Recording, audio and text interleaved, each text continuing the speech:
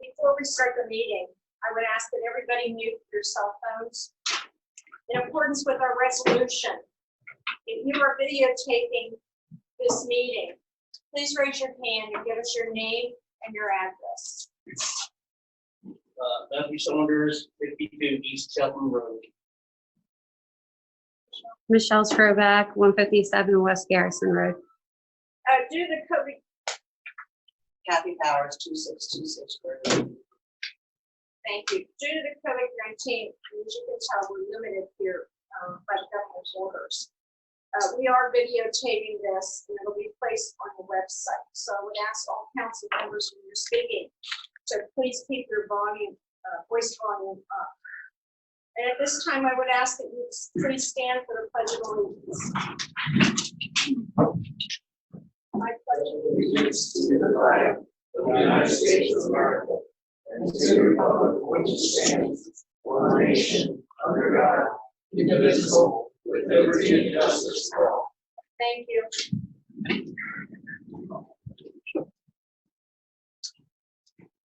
Mrs. Higgins, would you do a roll call, please?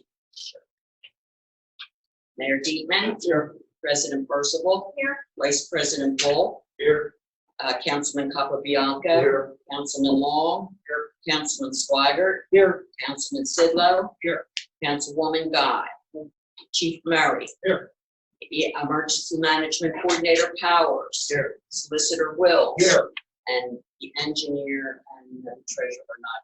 I got everybody right? Now, the treasurer and the engineer have been excused along with our junior council person. Everyone's had an opportunity to review the minutes of the previous meeting. Would your pleasure, please? Make a motion to pass last month's minutes. Second. Any questions on the motion? All those in favor? Aye. All those opposed? So moved. Mrs. Higgins, do you have correspondence today? I do. Excuse me.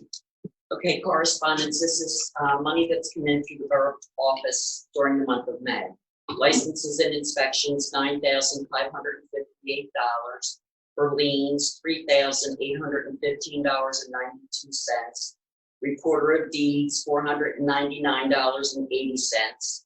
From the police department for reimbursement for a new hire, $450. Liquid fuels allocation, $58,218.60. Court financial services, $721.54. Verizon for a franchise fee, $3,678.44. Comcast for the franchise fee, $5,798.14. Under tax collection, the borough tax collector, Ed Fisher, $22,542.38. And from district court, $138.35 for a total income that came through this office in May, does not include the earned income, so the LST tax, was $105,421.17. I have some correspondence letters here to read. Dear President Percival, I am writing to you and the council on a matter that affects all the residents of Parkside. It has recently come to my attention, and I hope yours as well, that the current school board president has been revealed to hold less than charitable feelings toward minorities, LGBTQ individuals, as well as flaunting the previous and current COVID-19 guidelines. While Mr. Armour has the right to express his opinions, his verified Facebook posts show him to be a man of less than stellar character, who should not have any say in decisions regarding the education of our children.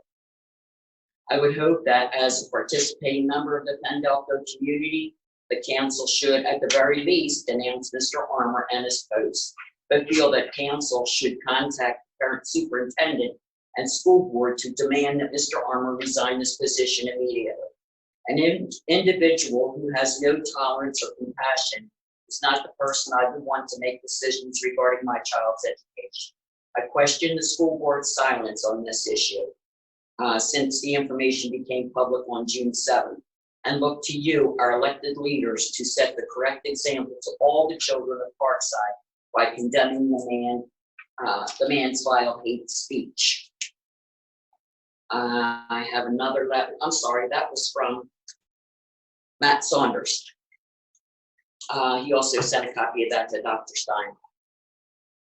This is an email I received from Kara Taylor. Hello, it has come to my attention that some are saying the protest which was held this past Tuesday in Parkside was not peaceful. I can assure you, as I myself was there, that not a single act of hate or violence was made by any of the protesters. We did not chant at the police and were not threatening to the police at all. The police treated us with respect, and each protester appreciated that immediately.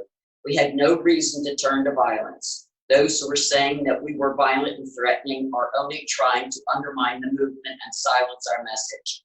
Any police officers that were present for the protest would agree that we were not threatening at all. I greatly appreciate the council for letting our voices be heard.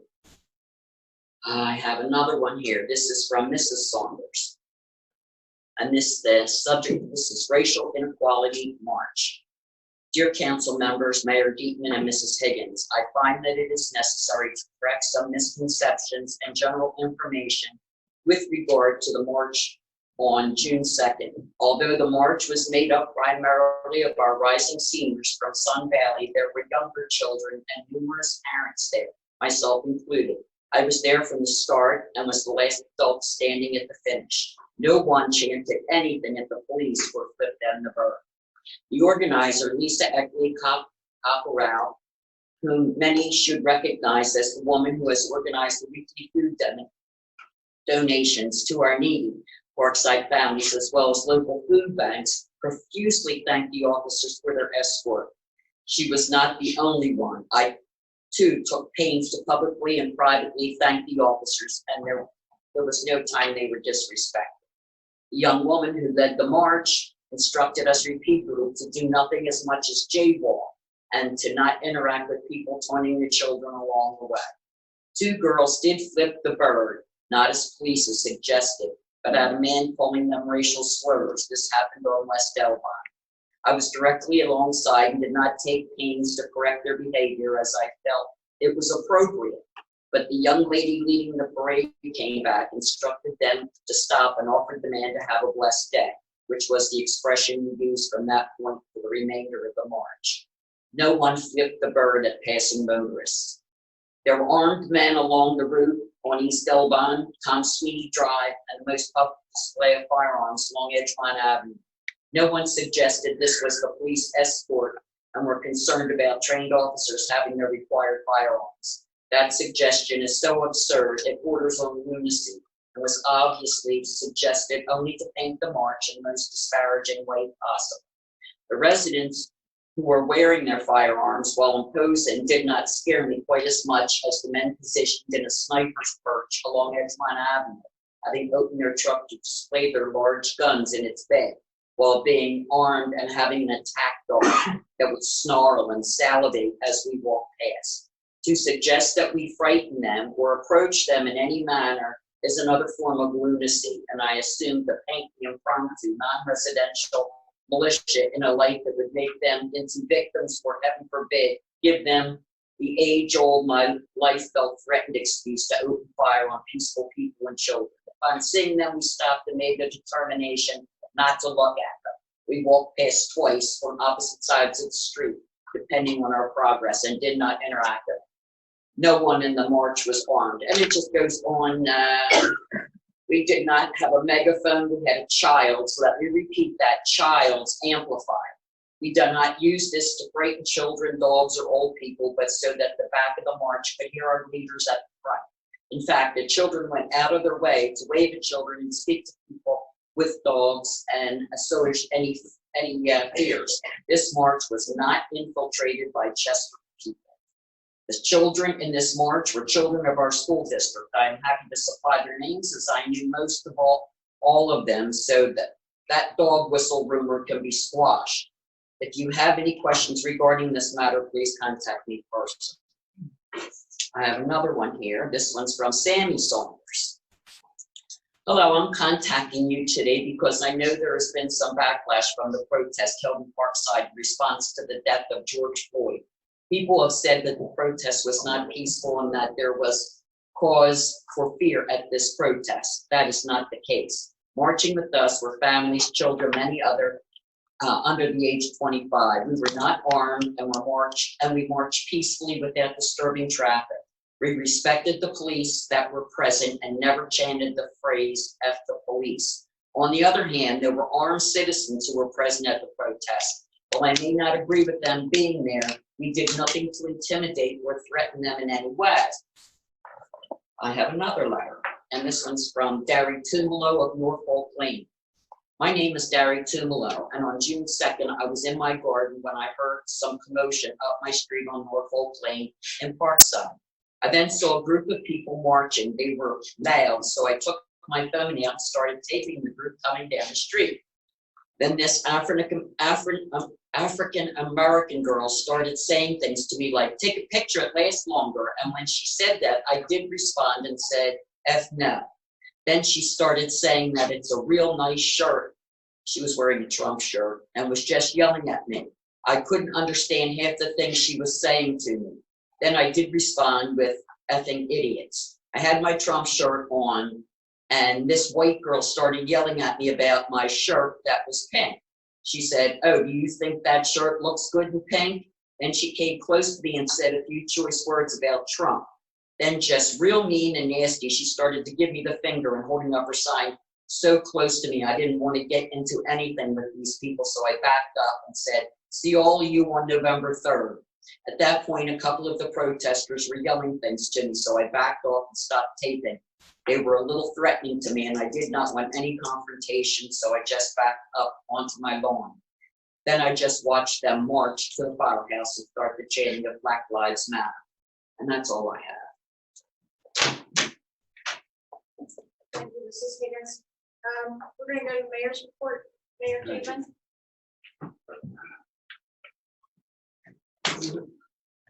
Good evening, ladies and gentlemen, council.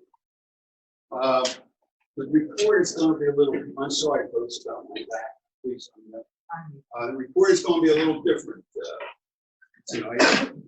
But first, let me say that I attended both rallies. Never once did I see a member of the group, the marchers and the ralliers, do anything but act peaceably and well within their rights to do what they were doing. As a matter of fact, I had a couple of them yell at me when we were driving up the police car. I had 2 or 3 of them saying, "Yo, Mayor, what's up?" You know, I don't know who started these rumors about these people being violent or being abusive to the police, but they weren't. They just were not. As a matter of fact, the day after the rally, I went over to Mr. Saunders' house and told Mr. Saunders that I wanted her to compliment the people who led the rally, because they just did the right thing. It was just, I was very happy with the whole situation. But anyway, I have a letter here from Councilman Scott Sidlow. Councilman Sidlow emailed me this letter on June 4th. This was after the first rally. And Councilman Sidlow is somewhat distressed by the way that the police acted or didn't act at the rally. He's given me 6 questions. I told Councilman Sidlow that I would be more than happy to answer those questions at a public meeting, which we're having tonight. This is one of the first public meetings we didn't have on Zoom. So I intend to answer these questions. So I beg your patience on this. I really do. Because interspersed in the 6 questions, Councilman Sidlow asks what you would call sub-questions. And I want to give him a chance. I want to be fair on how I answer the questions. Councilman Sidlow suggested that I not be outraged by the questions. I'm not. Councilman Sidlow said that I don't respond in a knee-jerk manner. I'm not. And Councilman Sidlow said that I should answer the questions with responsibility. And that's what I'm going to do. And what I'm going to do is I'm going to apply the responsible person standard to my answers. All right, so let's get into this. I'm going to answer, the first question I'm going to address is question 6. Now, I don't know how many people saw this letter, but for those that didn't, I'll read you the questions. Question 6, what was Nick Capobianco's role during the demonstration? Again, what authority and responsibility does the code enforcement officer have in this situation? What issue of code enforcement was he expected to deal with during this event? What training does he have that had made him useful to be involved in this situation? Was he armed? Was he covered by insurance of the borough during this event? I'm going to agree with Councilman Sidlow here. He's absolutely right. Absolutely right. He and I attended the reorganizational meeting of the council in January of 2020. Councilman Sidlow was there. I remember he was because I swore him in. And at that time, President Percival swore Councilman Capobianco in as the code enforcement officer of the borough. I'm sorry, the code enforcement officer of the borough. All right. As such, his job is to enforce borough codes. Absolutely correct, Councilman. I agree with you. You ask what possible codes could Councilman Capobianco be enforcing? None. You know why? Because there weren't any violations of codes. So you're right on point here, Councilman. I agree with you 100%. There's only one problem, and you left this out of your question. Councilman Capobianco was not there as the code enforcement. At that very same meeting, Councilman Capobianco was appointed by President Percival as the chairman of the Public Safety Committee. I remember because you questioned President Percival's right to appoint committees. Now, as the chairman of the Public Safety Committee, Councilman Capobianco has every right to attend events because he functions as the liaison between the units that provide safety to the borough, police department, occasionally the fire department, maybe the highway department. So he certainly has all the authority given to him by President Percival to be there as a monitor so he can report back to council as to exactly what happened. As far as Mr. Capobianco and insurance, councilmen, just like you and I are covered by insurance. If we represent the borough in any activity, Councilman Capobianco was also. You question his training. He's there to monitor the situation. He's there not to become involved, right? So, not to belabor the point, Councilman Capobianco was there under the authority as the chairman of public safety. Question 5. Now we turn our attention to Mr. Powers and Mrs. Powers over there. Let me read the question. But for some reason, Councilman Sidlow engages in what's called an ad hominem, in that he goes after Mrs. Powers in order to deflect any question about Mr. Powers. So let me read the question. What authority do Rob and Kathy Powers have to drive around in their private car with the police officers and act in a manner consistent with law enforcement? What was the chain of command they were following during the demonstration? What training do they have that was relevant to their participation in this situation? Were they on? Oh, I'm sorry. I don't know if Councilman Capobianco was on or not. I didn't ask him. He seemed like he wasn't a threat. Or were they armed? Were they covered by borough insurance during this event? For 7 years, my good friend, Mr. Powers, has been the emergency management coordinator of this borough. Now, Mr. Powers functions a little differently than Councilman Capobianco does, because Mr. Powers doesn't get his authority from President Percival. Under Title 35 of the state legislation, Mr. Powers gets his authority from the executive branch of the Commonwealth of Pennsylvania to say Emergency management coordinators are appointed by the governor.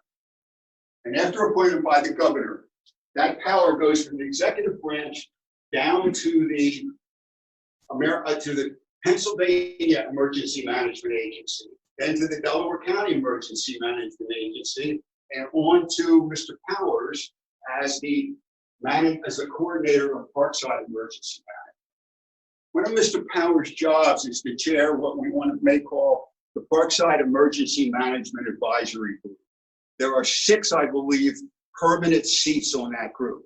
Mr. Powers is one, the chief of police is another, the fire chief is another, the chief of emergency management is another, the mayor is another, Mr. Campabianco is another.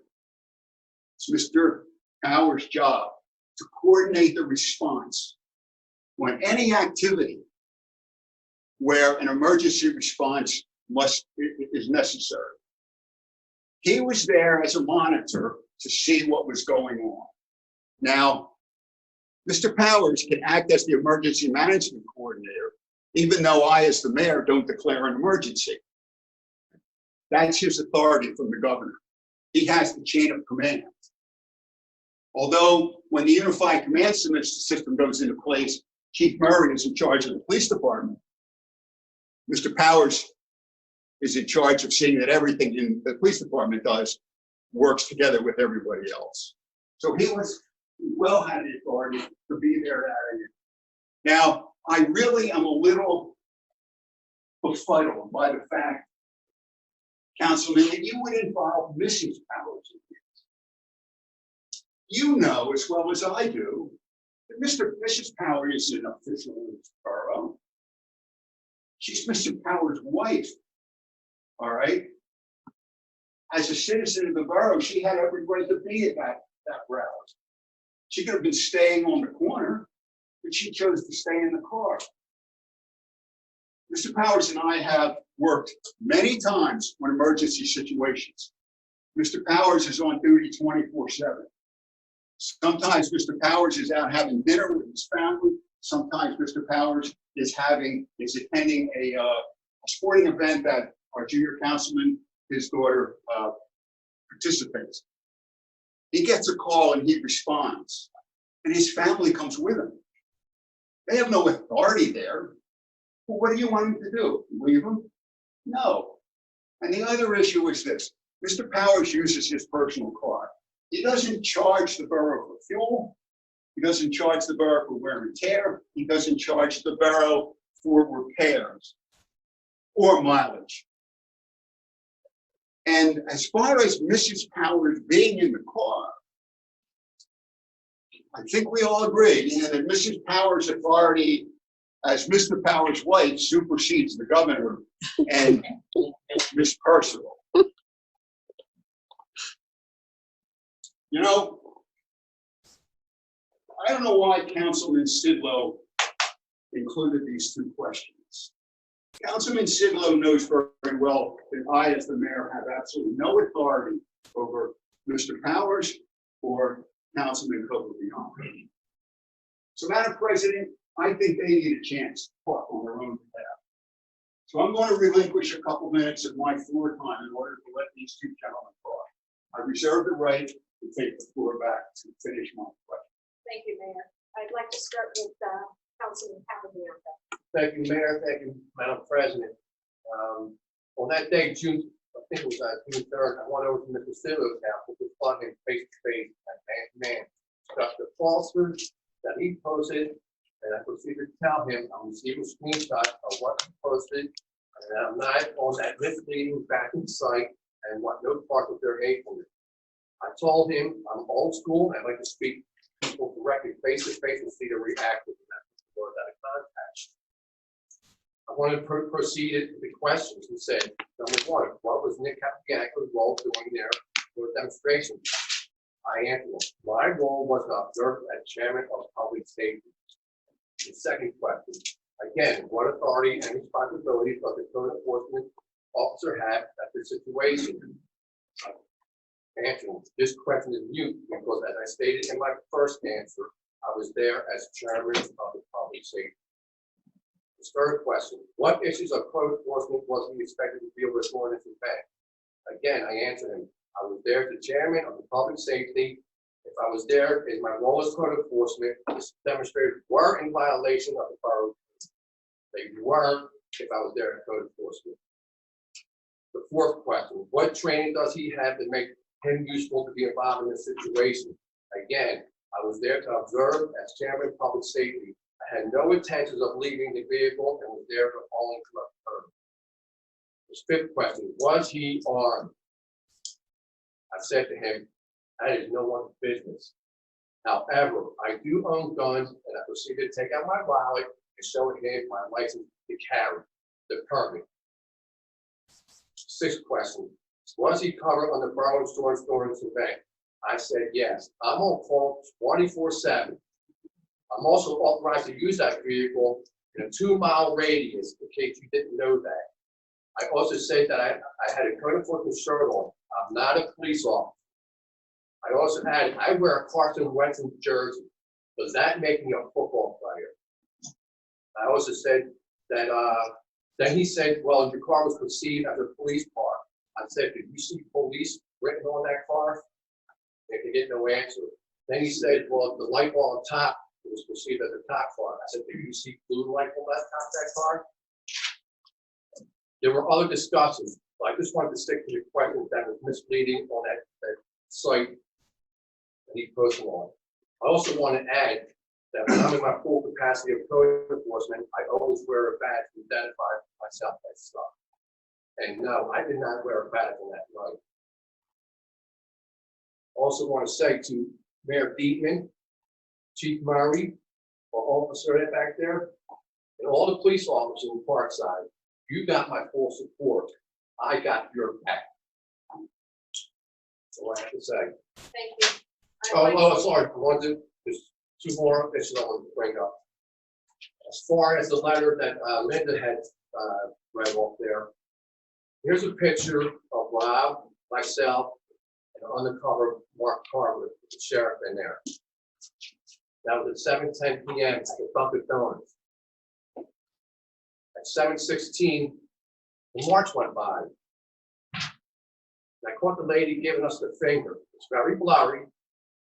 Can't hardly see it, but it's here. I wouldn't have gone all through the trouble to get a picture or a video blaming somebody who did not give us the finger. I seen it. I wanted to got the picture and the screenshot, but this is very blurry.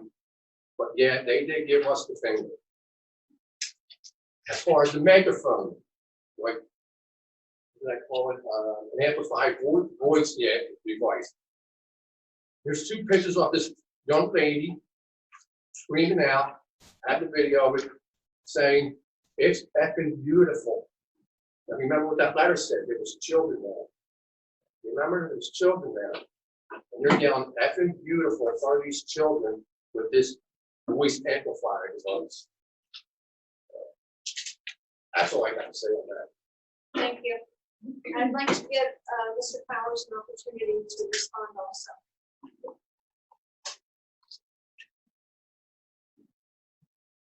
Some of these questions were already asked, but we're going to go over them again. On June 4th, Scott Sidlow asked the following questions on social media. What authority do Rob and Kathy Powers have to drive around in a private car with police officers and act in a manner consistent with the law? I want to stick to the same guidelines as Mayor Beatman, but my spin on it and my experience. Mr. Sidlow, as we talked, I also went to Mr. Sidlow's house that night and confronted him man to man also, so no word for twisted. And Mr. Sidlow, you've seen me respond to numerous emergencies in a personal vehicle within the car. The last 2 emergencies that I've been on with my family in the car were in front of your house. I was eating dinner in Aston with my family when I got the call for an emergency that required me to respond through Delcom and Fire Board. And wasn't going to leave my family at the restaurant, so they got in the car with me and we responded. Lights and sirens from Aston to Parkside. Mayor Dietman declared the declaration of emergency due to civil unrest for financial reasons, mainly to cover the overtime police needs. My vehicle and emergency lighting on that vehicle is registered with the Pennsylvania State Police. So when there's an emergency in the borough, my vehicle is registered as an emergency vehicle in the Commonwealth of Pennsylvania. As the mayor stated, I am not compensated for gas, mileage, maintenance, and insurance. With that being said, I used my vehicle that night to monitor the situation, not only for the people marching, but the citizens of Parkside. And that was my role that night in my personal car. What is the chain of command that they were following during the demonstration? And he says they, as my wife and myself, were my chain of command.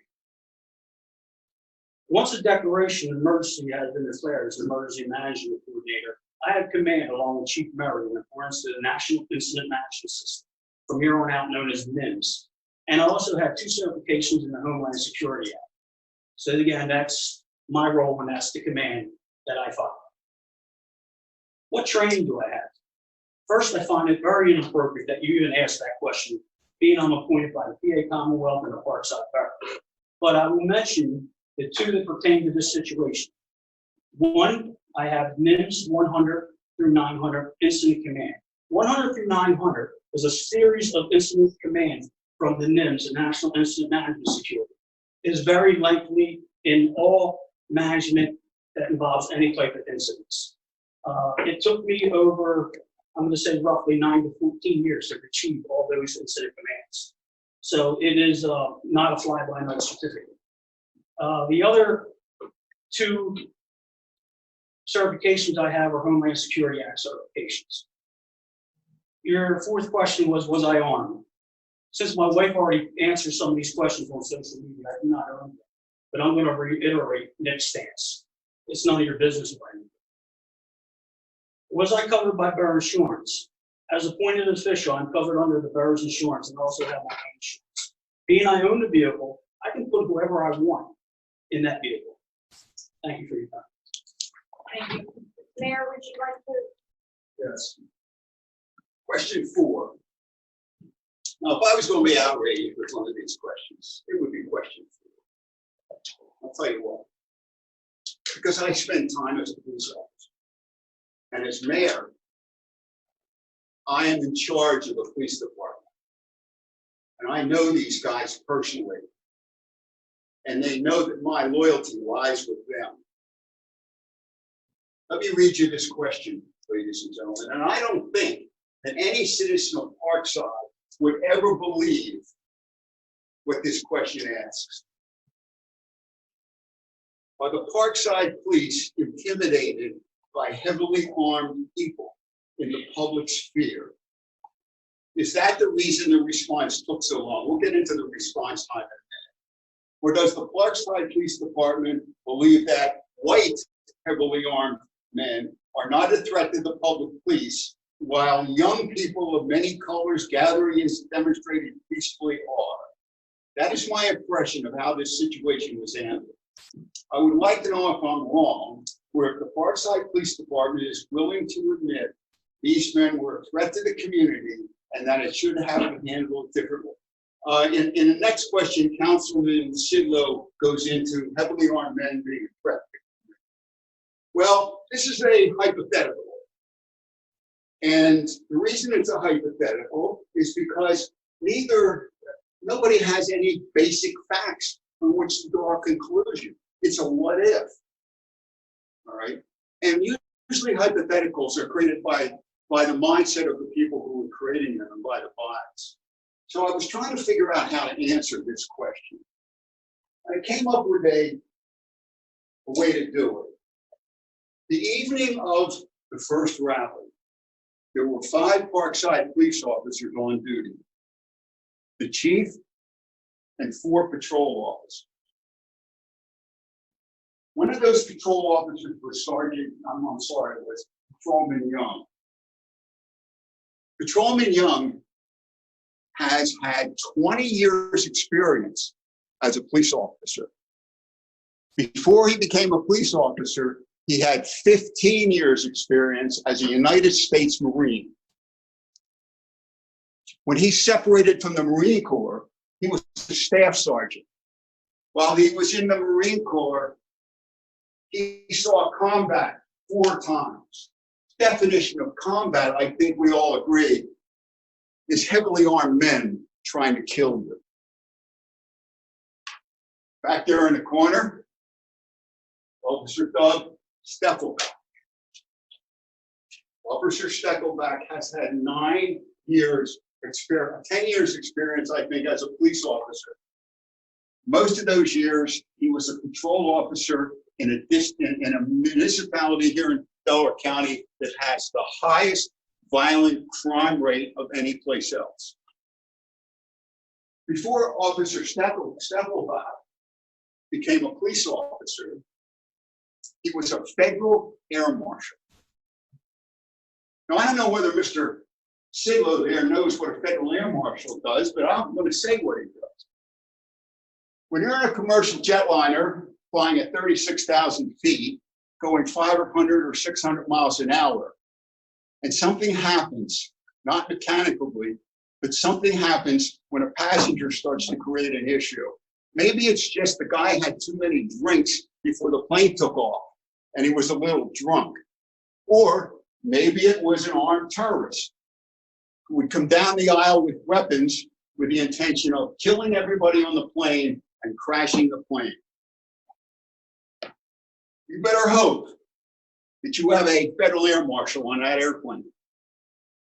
Because air marshals like that officer there are responsible for keeping the peace on that plane. They're responsible for the safety of the people on that plane. They're responsible for the safety of the air crew on that plane, and they are responsible for the passengers. 2 other officers, some of our newer officers, Officer Andrew Stasis and Christopher D'Antonio. Between the 2 of them, they have about 9 years experience as law enforcement. They both worked in high crime areas.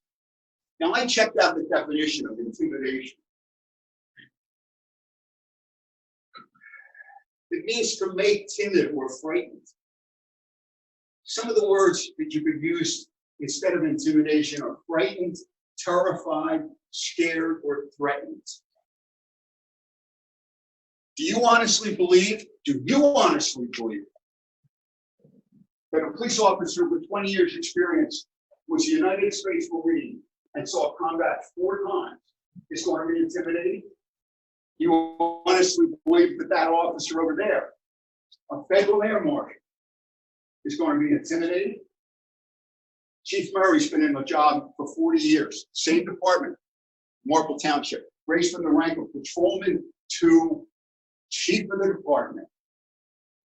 I doubt very highly that he's going to be intimidated by anything. And Councilman Sidlow moves on to the idea that these people the guys on the lot with the guns were a threat to the community. He touches on that. He touches on that twice here.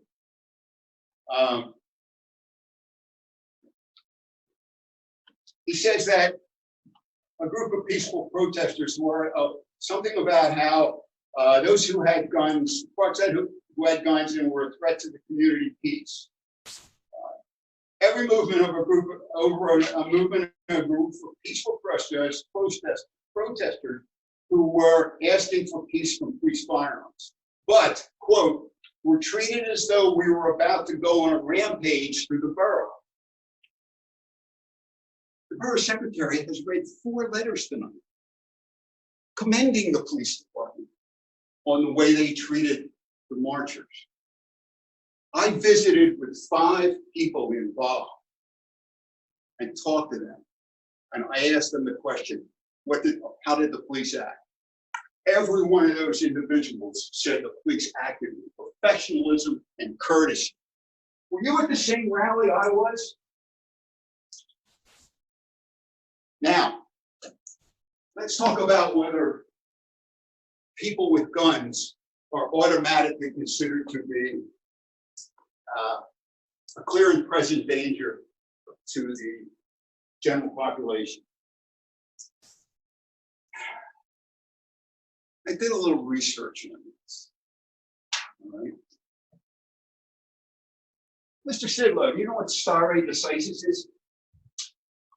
that's when a decision is in place for such an extended period of time. Well, I can't understand what you're saying. You can take the mask off. I don't think many of us have to guard. Okay. Well, my understanding of stare decisis is that when the Supreme Court makes a decision, if that decision has been in place for a long time, then it takes a lot to go through. Well, that's not quite what it is. Stare decisis is a Latin term and it means let the decision stand. Mr. Wills will back me up on that. When a court rules on a point of law, that ruling stands until a higher court overturns that ruling, and then the overturned ruling stands. So I wanted to see if there was any issues in law that talked about, are people with guns automatically considered as threats to the community? And you know what? I found the case. It was a case here in Pennsylvania. The Commonwealth versus Hicks. And the citation is 208 A3D 916 923, parentheses, PA 219, close parentheses. It's about some guy was out drunk and got arrested for DUI. And the cops found a concealed weapon on him. So he took the weapon. They confiscated the weapon. But they didn't charge him for having a gun. He went to the Court of Common Pleas and he was convicted. Then he appealed to the next level up, would be the, what court is next level up? Superior Court. To the Superior Court. And they upheld common pleas. So then he went to the Supreme Court of the state of Pennsylvania, and they reversed. And here's what they said. The Supreme Court of Pennsylvania examined state law and noted that, quote, an individual licensed to carry a firearm may do so in public, openly or concealed, within a vehicle or without, throughout every municipality in the state of Pennsylvania. Then they went on to say, the cops can actually hold on to your weapon. And it says here, and I quote, such a seizure is permissible in Pennsylvania if it is supported by reasonable and articulate suspicion that the person seized is engaged in criminal activity and may continue only as long as is necessary to confirm or dispel such suspicion. That was United States versus Mendenhall, they quoted United States. Now here's the kicker. Here's what they said. Unless a police officer has prior knowledge that a specific individual is not permitted to carry a concealed firearm and absent articulable facts supporting reasonable suspicion that a firearm is being used or intended to be used in a criminal manner, there simply is no justification for the conclusion that the mere possession of the firearm, where it is lawfully made to carry, is alone suggestive of criminal activity. Then the court went on to explain what they just said. Crime and violence are ever-present threats in society, and it can be tempting to look to the government to provide protection from, quote, dangerous, end quote, people with constant vigilance. However, the protection of the Fourth Amendment remains an essential bulwark against the overreaches and abuse of governmental authority over all individuals. Notwithstanding the dangers posed by the few, we may remain wary of the diminution of the core liberties that define our republic, even when the containment of individual liberties appear to serve an interest as paramount of the public safety. The court determined that such an encroachment of liberty, even in the name of safety, is more than the Constitution allows. The cops weren't afraid. The cops weren't intimidated. They didn't have any legal backing to do anything to those guys on the Hill. None. If they'd have done it, they seized the weapons and taken them off, they would have been violating those guys' Fourth Amendment rights for illegal search and seizure. But let's get to these guys on the Hill. That annoys Mr. Sidlow. Let me tell you how these guys on the Hill came to be on the Hill. The gentleman who owns the barber shop, and this is what he told me, I was a little curious too about what those guys were doing with those guns. So I talked to the guy who owns the barber shop. And he said that and I said, hey, what's the deal with those guns? Why were those guys there last night? He said, well, I got a call from a friend of mine who is an agent from Homeland Security. And he told me, and these are his words, that there was going to be a protest in Parkside. Now, I was a little surprised because I didn't think that Homeland Security even knew where Parkside was. But obviously, they check all these things out, whether it's 30,000 people in Philly or 30 people in Parkside. Now, here's the issue, and it's an unfortunate issue. Everybody who gathers or marches or carries a sign or chants these days for a cause is painted with a broad brush. The 30 people who rallied in Parkside were painted with the same broad brush. The colors of that brush are vandalism, arson, and looting. Because you never know what's going to happen until it happens. All the guy did was call a friend of his and say, can you come out here and stand by my house or my business to make sure that things don't get out of hand and the business isn't damaged? The guy said yes. We showed up, and yes, they had weapons. They had weapons on their bodies, and they had weapons on the trunk. And all their weapons were in plain view. Pennsylvania is an open carry state. I have a .380. I could put it on my hip and walk down to the Dunkin' Donuts for a couple of sour creams and a coffee, and I'd be perfectly within my rights to do that. All right? I'm sure Mr. Sidlow is aware of the Second Amendment of the Federal Constitution.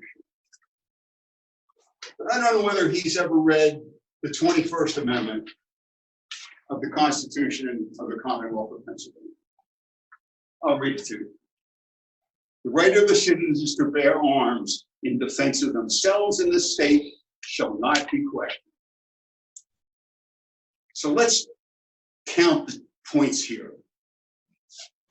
The guys on the hill with the guns, they were on private property.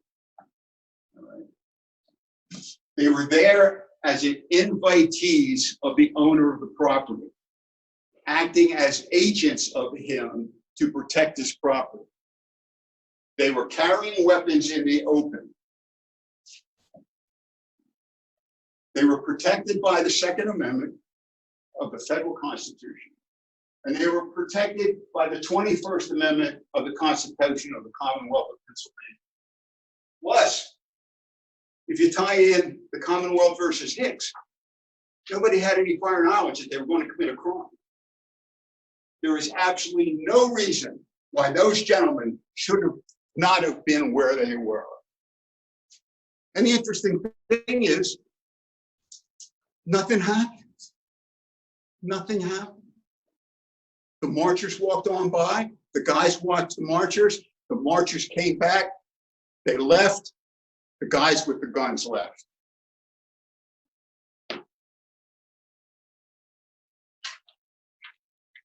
Mr. Sidlow questions.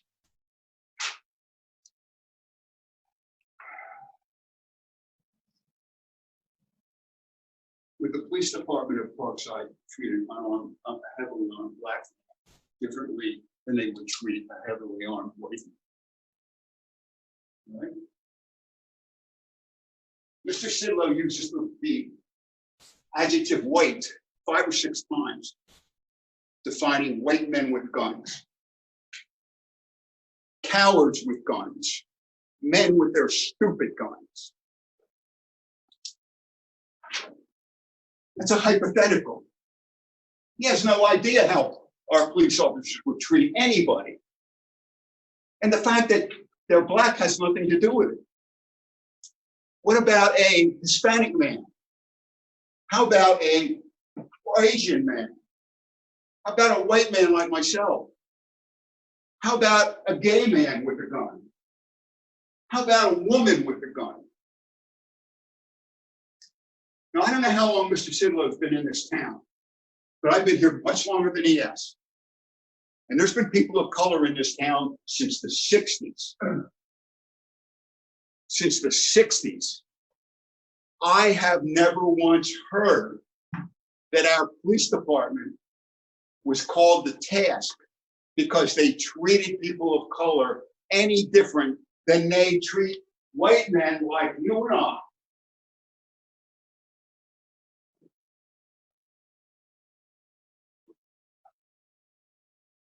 I just don't understand it. I really don't understand it. Mr. Sidlow questioned whether the police responded quickly. Mr. Sidlow must remember that the chief and I were sitting in a police car, unmarked, at Forest View in Edgemont. Mr. Sidlow came over the window. I said, "Hi, Scott." I shook his. He said, "Do you know that there is a blue SUV riding around with a big gun in the back? And also, there's I can't remember the color he described it with, but it was basically like a tan pickup truck with guns in the back." He went on his way. The chief and I went up Edgemont Avenue. And they're sitting in the park. Oh, he told me he said the tan truck was in a parking lot. We went up Edgemont Avenue, and lo and behold, there is a pickup truck matching the description parked in the parking lot next to Phil's and Jim's. So the chief and I get out. I don't get out. Chief gets out. He goes over and looks at the truck. Truck's all locked up. He takes a picture of the license number. There's no weapons. Nobody even around the truck. So by that time, the marchers moved on to Chester Park. And we went to Chester Park. And we parked on Elkington Boulevard. We parked behind a black vehicle. It was a pickup truck with a cap on it. Now, if you take a quick look at it, anybody could probably mistake a pickup truck with a cap on it with an SUV. But prominently displayed on this blue truck were municipal plates.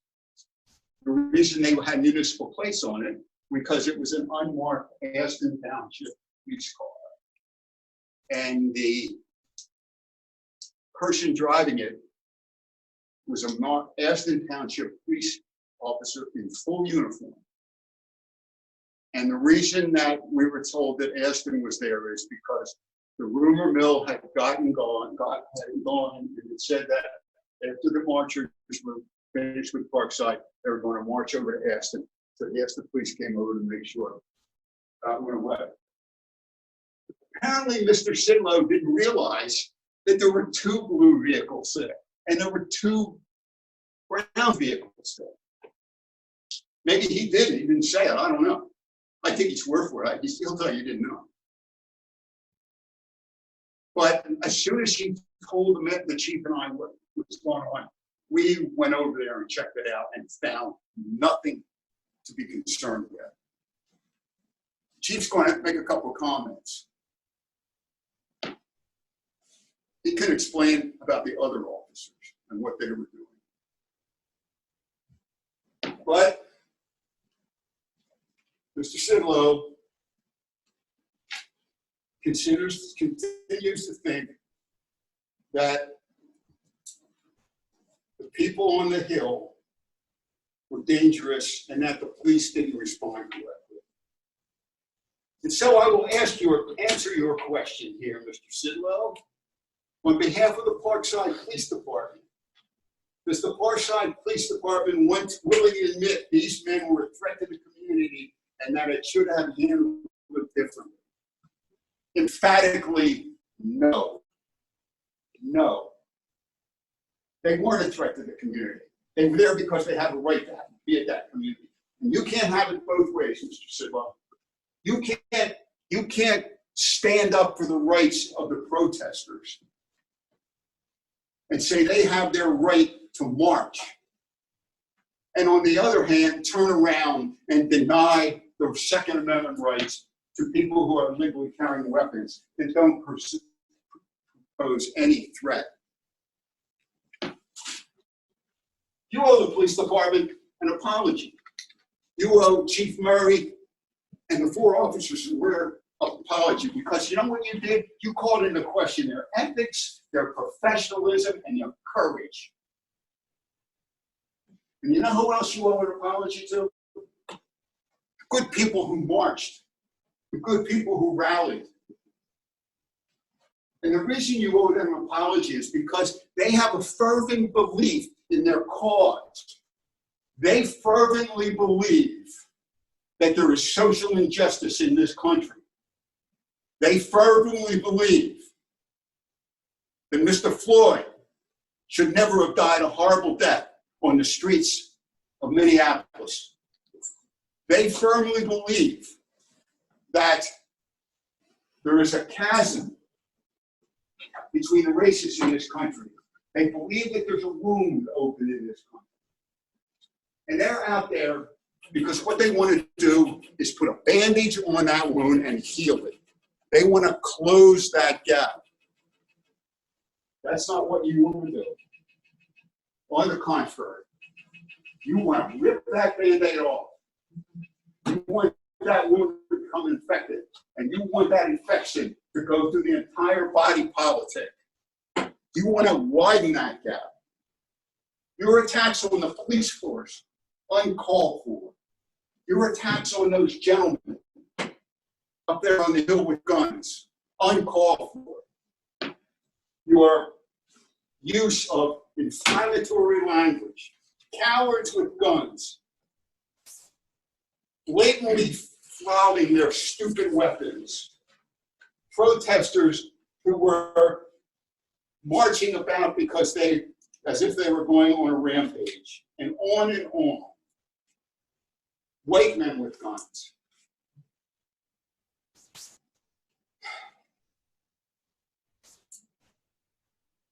You know, Councilman, you took an oath of office 6 months ago.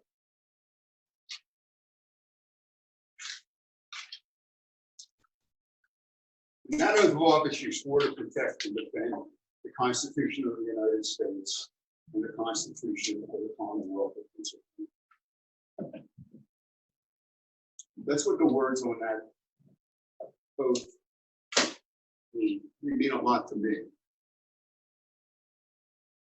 Nowhere does that oath say, I swear or affirm to uphold and defend the Constitution of the United States or the Constitution of the Commonwealth of Pennsylvania, but only the points that I agree in.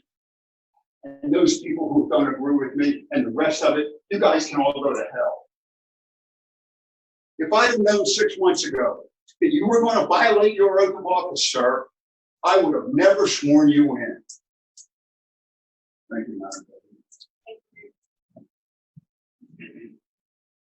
I know the chief wants to make. Chief, please. Excuse me 1 minute, Mayor. You got a couple comments? Yeah. Oh, yeah. Hold thought. I just want to comment and thank the mayor, Mr. Powers, Councilman Capitano. Oh. Just one more thing. I know they're going to videotape this. I know it's going to be shown. If any of the citizens that are here, or any citizens that are going to see this videotape, if you wish to speak with me further online discussions here, please call me by phone. You can call Linda and she'll give me my cell phone. You can meet with me at the Borough Hall, or if you'd like to enjoy my garden and my neighbor's dog, please feel free. All right. I want you to know that you're keeping that. I'm sorry, madam. I just wanted to address Councilman Sidlow for 1 second. I have worked with police officers for 37 years.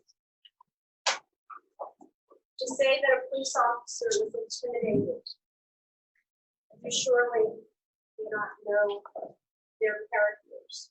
And I was offended. I back the blue. I have backed the blue for 37 years. I know them as human beings. not just blue uniforms. You, however, 6 times described human beings by the color of their skin. 6 times. You mentioned the persons as being heavily armed white men, guarded white men heavily armed, who pretended they are tough by carrying weapons. I am not going to continue with my discussion on how I felt about your letter. I took offense in many ways. And after saying that, I'll turn it over to Chief Murray. I understand you have a few comments, Chief. Thank you, Madam President. I will try to be brief, since most of what I had to say here have already been said.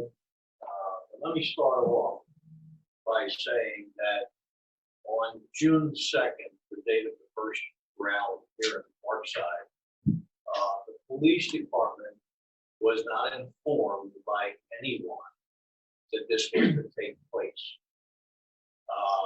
We found it on social media, which is fine, okay?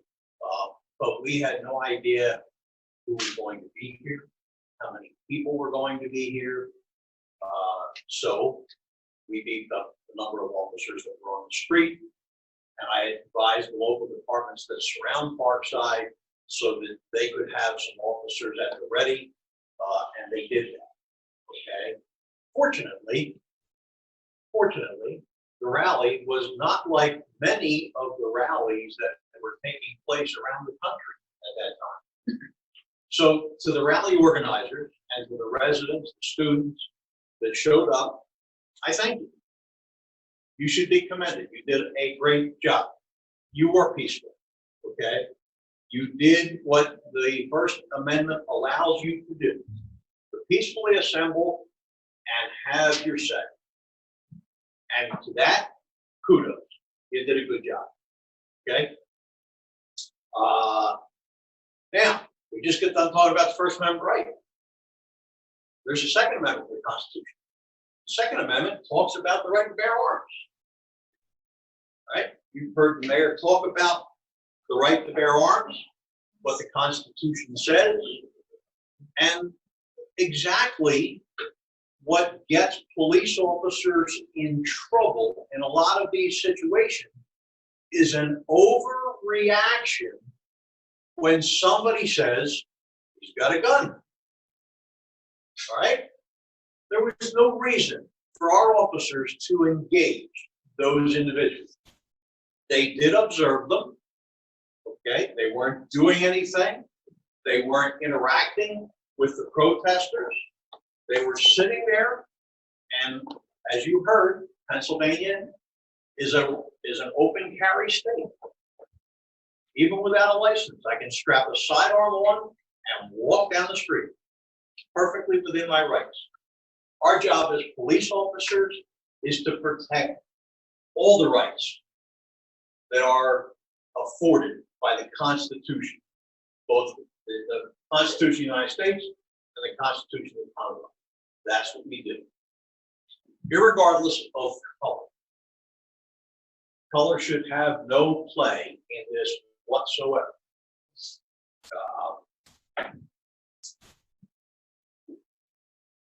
The fact that the Parkside officers were intimidated, I'm not even going to entertain answering that question.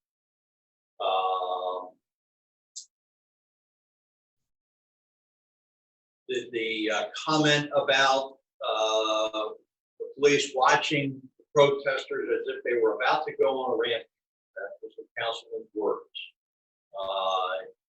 The fact is, we were there to protect the protesters, to make sure that they were safe, to make sure that the rest of the residents of the borough were safe, to make sure that the traveling public up and down Edgemont Avenue and the borough streets were safe.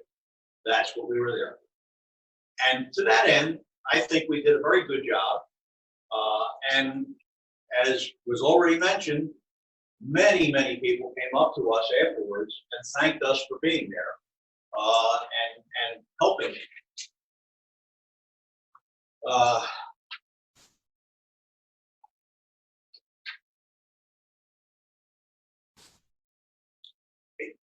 I could go on and on, but these things have been addressed. Let me just finish by saying this. Every one of the officers here in Parkside placed their hand on the Bible, okay, and took an oath to protect the residents of the borough of Parkside. And we stand ready to do that. We will continue to do that. We will answer any call that we get, and we will do our best to serve the residents in every way that we possibly can. All of the residents, regardless of color or creed, sexual orientation, it doesn't matter to us. Okay? So, Madam President, I'll stop there. I don't think anything further needs to be said. Thank you, Chief. I believe the subject is closed. Before I go into the president's report, does anybody have any call to citizens for agenda items? This is just strictly agenda items. Hearing none, I'm going to go into my report then. I'd like to make a comment on correspondence concerning racial equality march by Mrs. Saunders.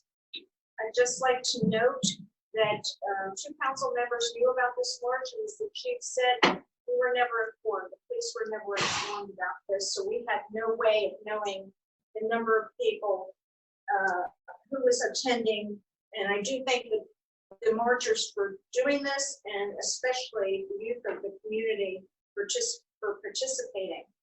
However, in Mrs. Saunders' statement, she did mention having an attack dog that was snarling, and it was warm, so I'm assuming the dog was drooling, as most dogs do.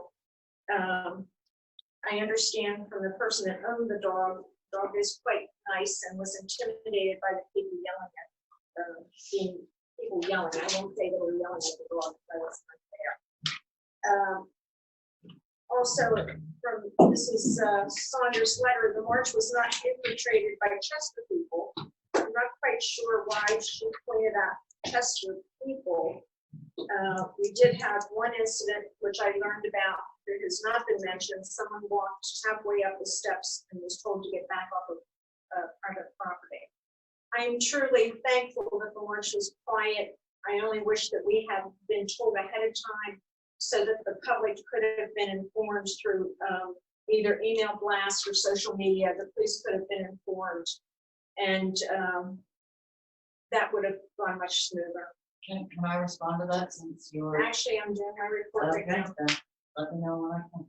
I'm sure during your report, you can feel free to make a comment.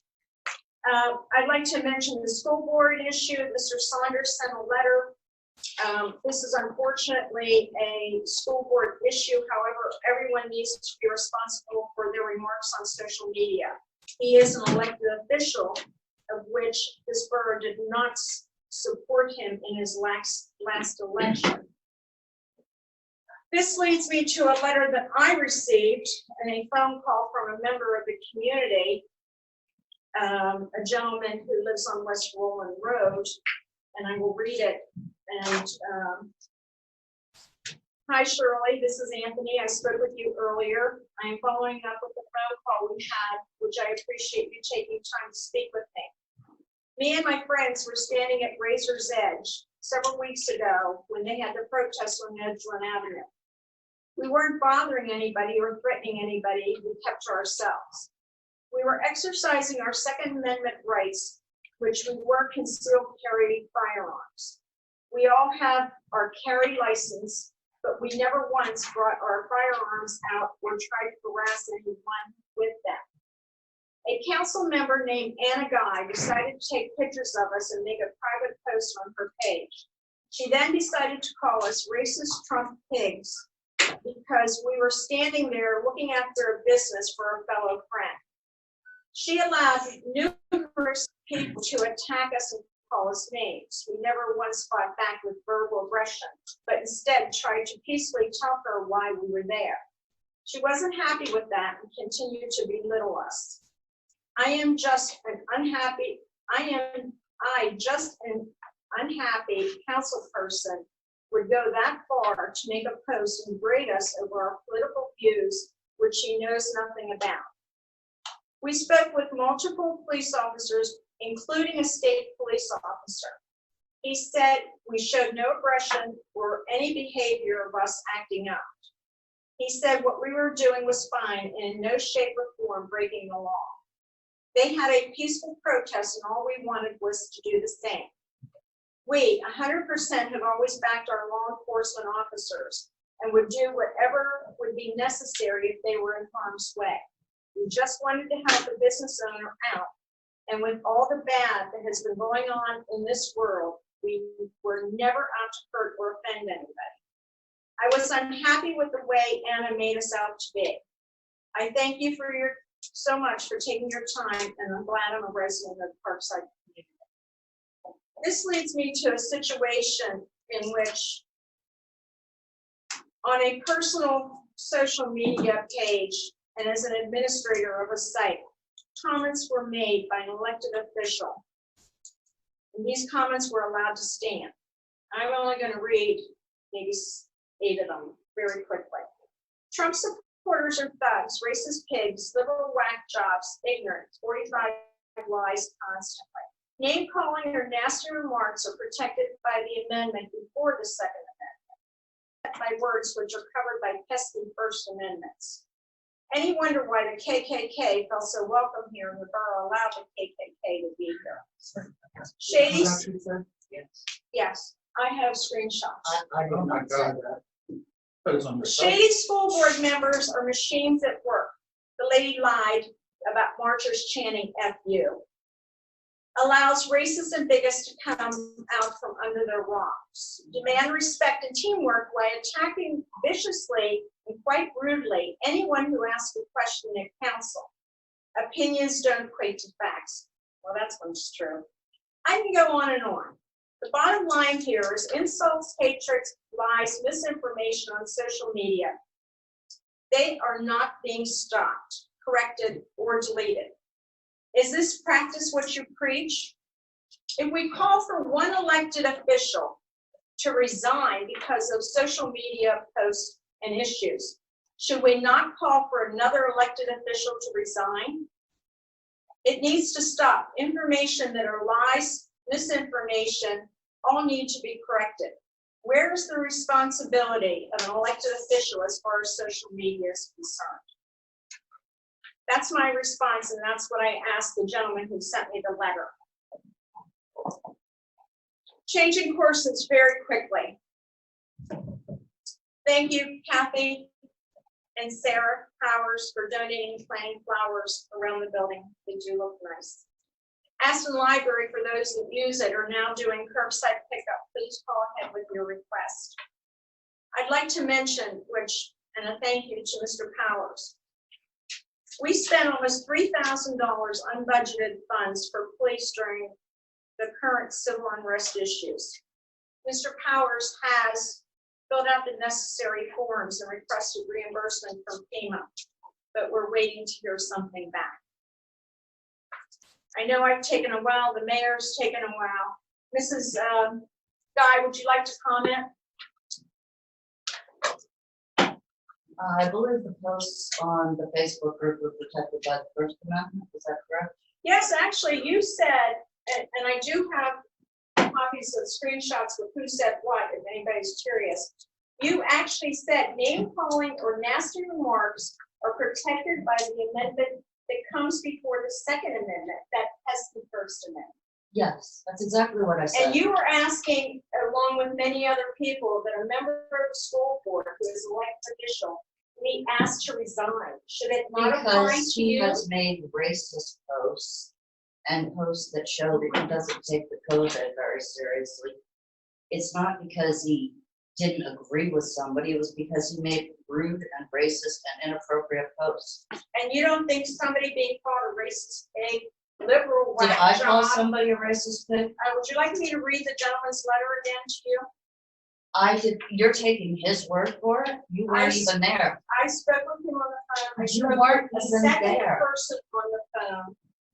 And this gentleman put it in writing. I did not say that. I do not speak that Okay. way. Find me an instance where I speak that way. I can show you screenshot. By all means, it's public.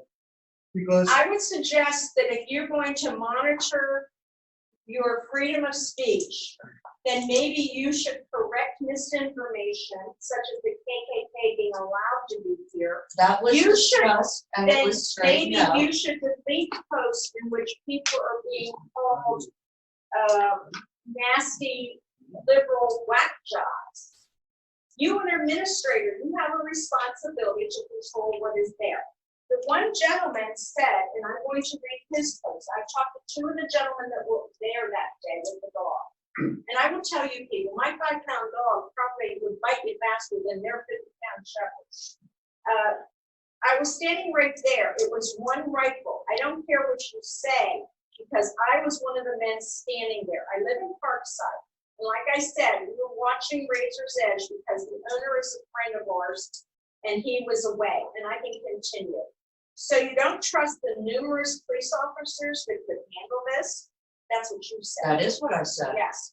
That So is. I do have these, and what I'm suggesting, if you ask for Mr. Armour's resignation, then maybe you should be concerned about what you say and what you allow to be said on your private page and also your freedom of speech page.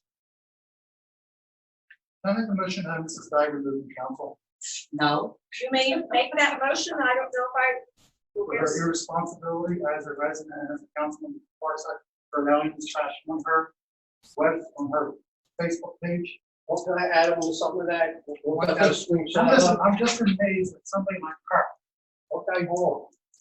Now, we got a resident in the audience here that never met, never spoke to him, because he's a runner on my street. Rent the house, don't own it. On her site, it says, I get, and it's about me for photo, so I got a call to go over to this house over here, which is on West Alpine. They all know who lives over there. There was a truck over there, a box truck, a green one, a construction line. So I got a call to go over there and investigate it. I found out all I do was paint the deck. One lady gets up on here and says, I get it, but it's his job. He shouldn't need to blame it on anyone, meaning that I'm blaming a resident for calling me up because see what's going on over there. It says, I had run in with him. He's not a shy or sensitive guy, not on any level, so I don't get why he has to lie. Everyone knows he's a dick. Hold on. Know who it is? Denise Bell, right there. That's the hatred that's on that site. I don't lie. I do my job. People know me. I do not do it. But that's what's right there. Right there. I'm a dick. Again, Tell me. hang on. I think my comment again was practice what you preach. If you want to have an elected official ask you to resign, then where does it turn around that you're not taking responsibility as an elected official to administrate and properly check all your posts that are out there on your Parkside 19015 freedom of speech? Your personal page is your personal page, and some of the comments come from your personal page. So there's a motion on the floor. Councilman Long made a motion to ask Mrs. Guy to resign. I don't know if I have a second. The motion dies, but thank you. This one on record. Yes, sir, it is. We will make note of it. Irresponsible council member. She has her own agenda. Yes. Okay, great. I'm going to move on to public safety. I know it's getting late. I thank everybody for your patience. We have a lot to get through. Thank you, Madam President. The two vehicles that we had on right now is that we did the oil change. All the maintenance been done with, we did get the brand new Tahoe in. Looks very nice. Yes, I didn't work on, yeah, real money. Other than that, I have nothing to say about public works. For code enforcement, there's the parking issue between the two neighbors on East Wall Road has been resolved. And there was one grass issue on Egmont Avenue. For public works, Road Master Ryan has resumed replacing faded signs in the borough, weather permitted. We also power washed the borough buildings and garage. And I also would like to thank Rob, Kathy, and Sarah Powers for donating and painting the flowers for the borough building. Thank you very much for doing that. Other than that, I have no more. Any questions for Councilman Capabianco? Moving on to ordinances, Councilman Schwager. For ordinances, I'd like to make a motion to adopt ordinance 561, the noise ordinance. Second. Any questions on the motion? I still believe that the $1 million. Thank you. Any other questions? All those in favor in adoption of ordinance 561, say aye. Aye. All those opposed? So moved. We tabled ordinance 562, the parking permits. We wanted to discuss that once we were here in person. Yes. I think most of the ordinance was fine. The issues seem to generally focus around the permit parking, which was would be section C under 176.10.1, looking at the permits for residents along Blossom, where the school zone, the no parking for children. That seemed to be the hang up that I think most people had with that ordinance.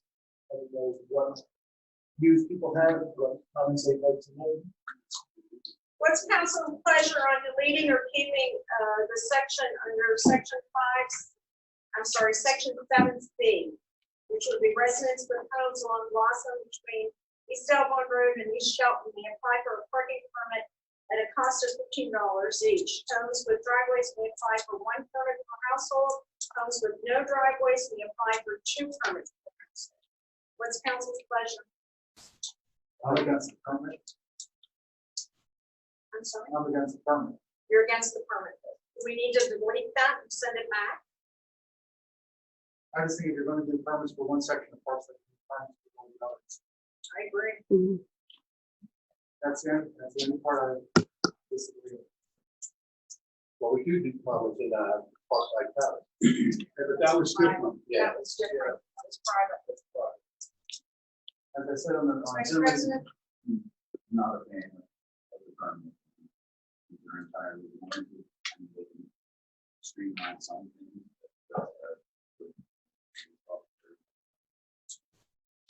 So to be clear, if we do not put in that section C, current parking situation on Blossom is no parking on the south side. No, west side of Blossom from 8 to 4, regardless of residency.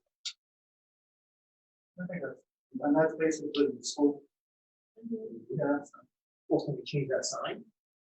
For what? And allow parking lot.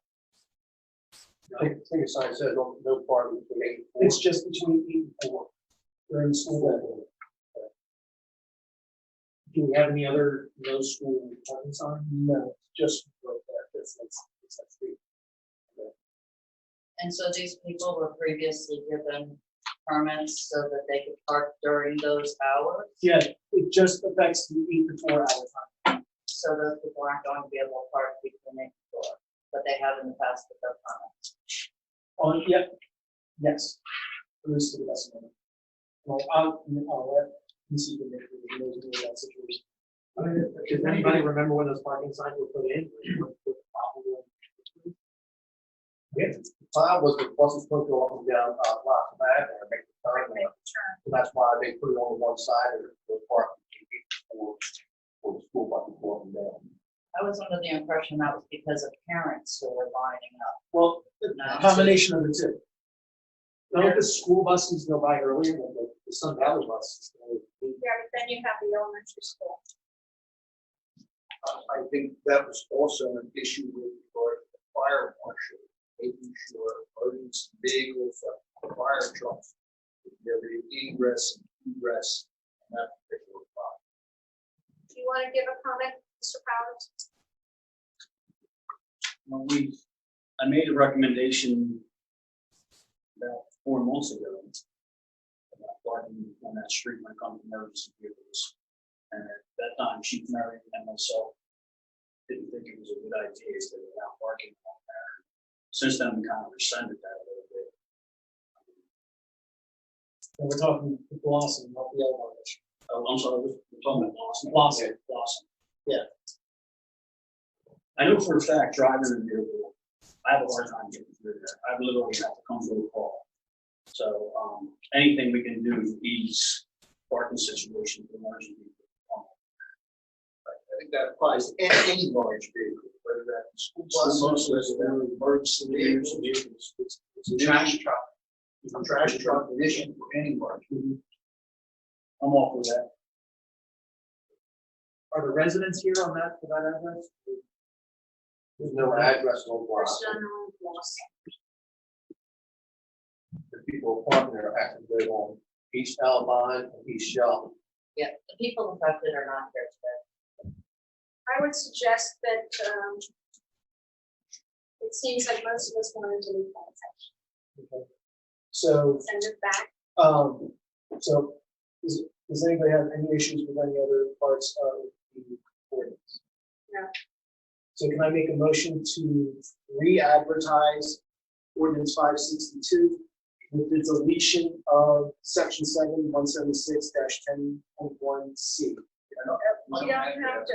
Under the borough code, You don't have the ordinance need not be re-advertised. Okay.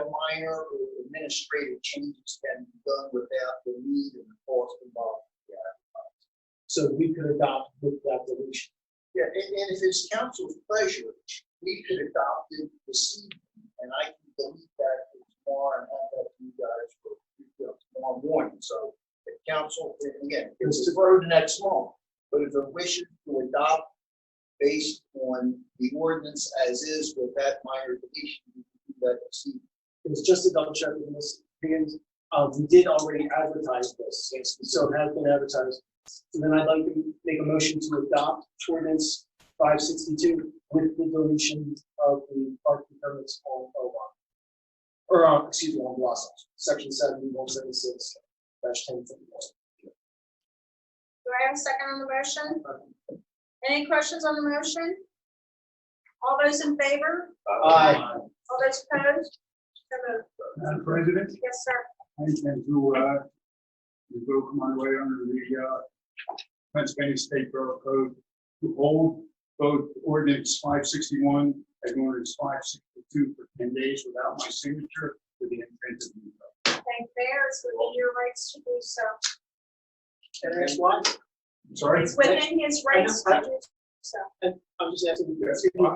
When council passes the ordinance, it has to be signed by the mayor. The mayor can hold that ordinance for 10 days without a signature. After the 10th day, it goes into effect. And then I have the authority to wait until the next scheduled council meeting, but not less than 10 days to veto the ordinance. It's my intention to veto both ordinances at the next meeting. And that's perfectly fine. I was just asking if you would express why. He's not required. I know he's not required. I'm asking. He doesn't have to respond. I'm just asking if he I'm required at the time of announcing the veto to explain my reasons. So that'll be all explained then.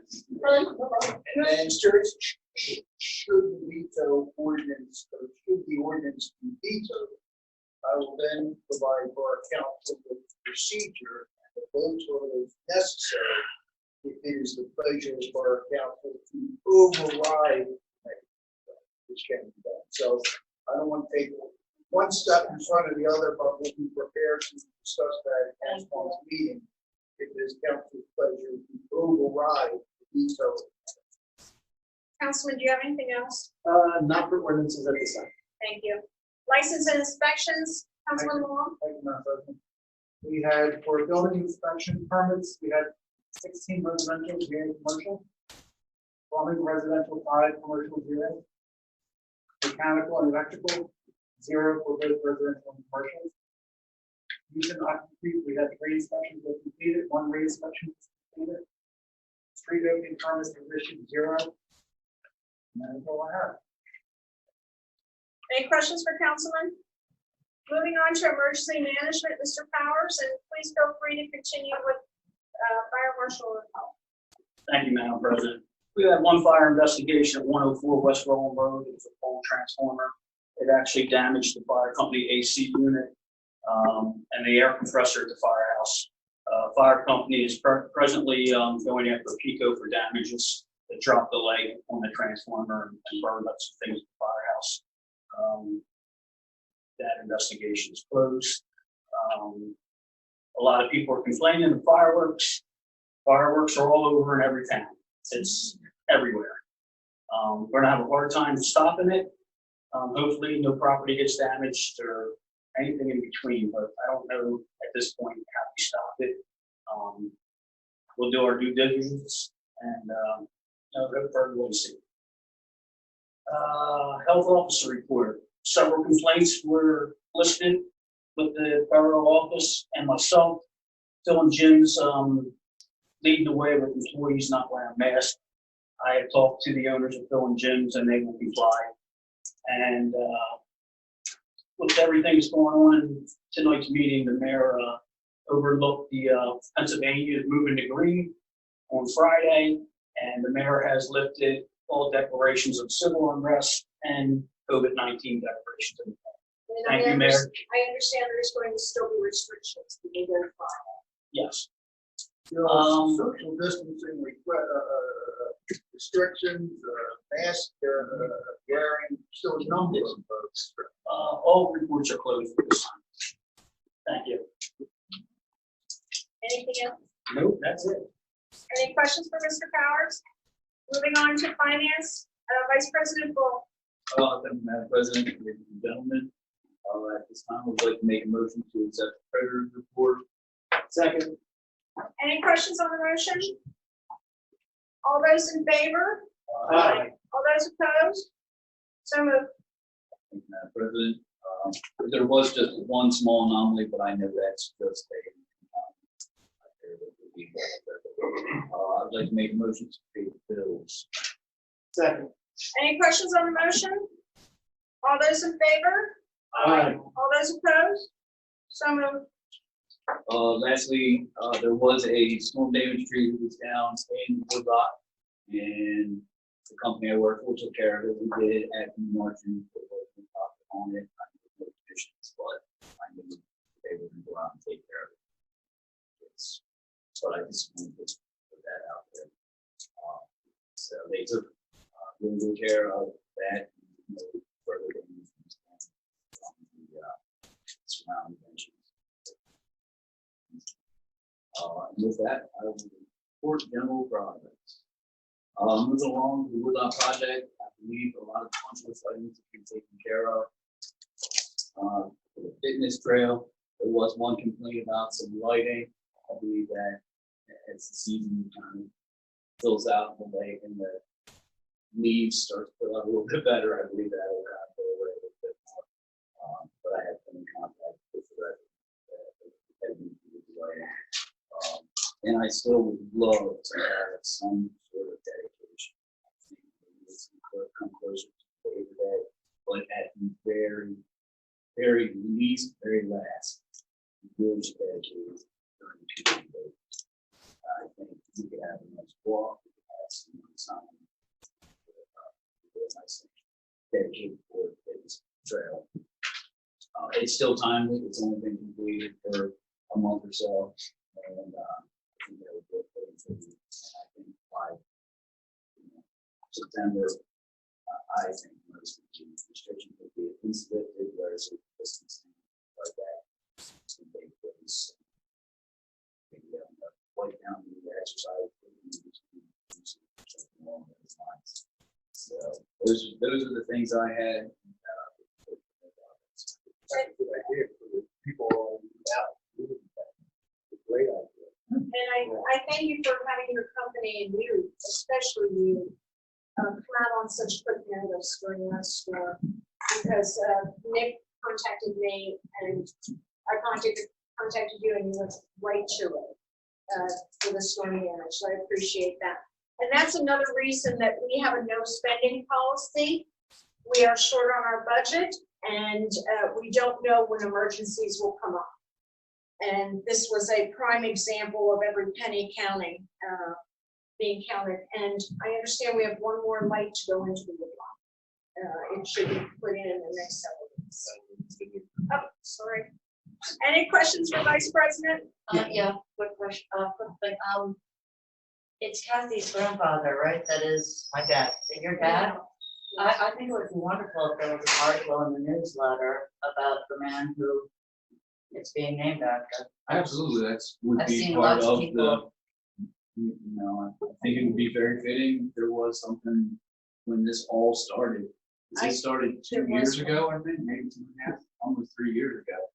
But And there was one. There was an Yeah. article by Loretta Rogers, who I believe talked with Kathy, and we certainly can do enough thing. oh, absolutely. Yeah, it's a fitting tribute. I'm happy. It wasn't just a tree or a rock. Do we have a final accounting of the money spent in the Woodlot project, or is that still being? That's That was a Delaware County. That's a CDBG grant that we've been dealing with for several years. Right, I'm aware of that. Do we get? 119,254, I think is an approximate. That's I don't know if I have the exact figure, but I think it's 119,254. And as you know, or maybe you don't, CDBG is Community Development Block Grant Fund. That's a trickle down effect, which we apply for to the county. The money comes actually from the federal government to the state, to the county, to the local governments. We have also applied for another grant. We are always applying for grants, and we have not heard the final determination of 2020's grant. The original one was $114,250. I believe it was one change order. We've done two change Don't orders. have that in front of me. I just have the original dated 1/28/2020. Is that the grant? Is that the scope of work? What is that about? That's the labor and compliance pre-construction checklist. It goes through all the payroll reports, everything that's actually taking place in the Office of Housing and Community Development. Are you able, do you have that in the email? Are you able to forward that? I have copies of it. I don't know. Does anybody have any other questions concerning finance? Because we're going to move on to recreation. We are getting late. Councilman Tracker. June 9th, we had a parade through Brookhaven and Parkside to kind of recognize the graduating seniors from Sun Valley. I want to thank President Percival, Mayor Dietman, Councilman Bianco, Councilman Guy, for help coordinating it, especially the Parkside Police Department, Parkside Fire and Ambulance, Brookhaven Police Department. We even had South Media Fire Police out there helping to direct traffic, allowing the parade to go through rather quickly, smoothly. I think there was a few blocks that we missed, some by accident, some by just we couldn't quite get to them. But everything went fairly well. We had a couple seniors out in caps and gowns, getting ready for the virtual graduation later on, so it was nice to see. As far as the annual 4th of July, like we said at the last meeting, we're going to cancel that this year, even though we are going green. Still a little late to plan for this 7 going to green, and with the no spending, we're just going to kind of hold off and plan for Community Day coming up in September. Other than that, I can report general progress for the recreation. Any questions for Councilman Schreier? Moving on to recycling, Mrs. Guy. Yes, our recycling this month was 7.56 tons. And I have a question about an MS4 thing. I've heard several times from other people that we're not allowed to wash our cars, or are we allowed to wash our cars? Because as far as I can tell from the ordinances, we are. according to the MS4 permit that we required through the state, you may wash your car in the grass that filtrates any of the chemicals. If you put it into the driveways, the driveway sodium water will go into the storm inlet, and it's not permitted. You can pull into your grass and wash your car that way. Or if the water is, I didn't mean to interrupt you, it's like me, I usually wash, I got spies out on me.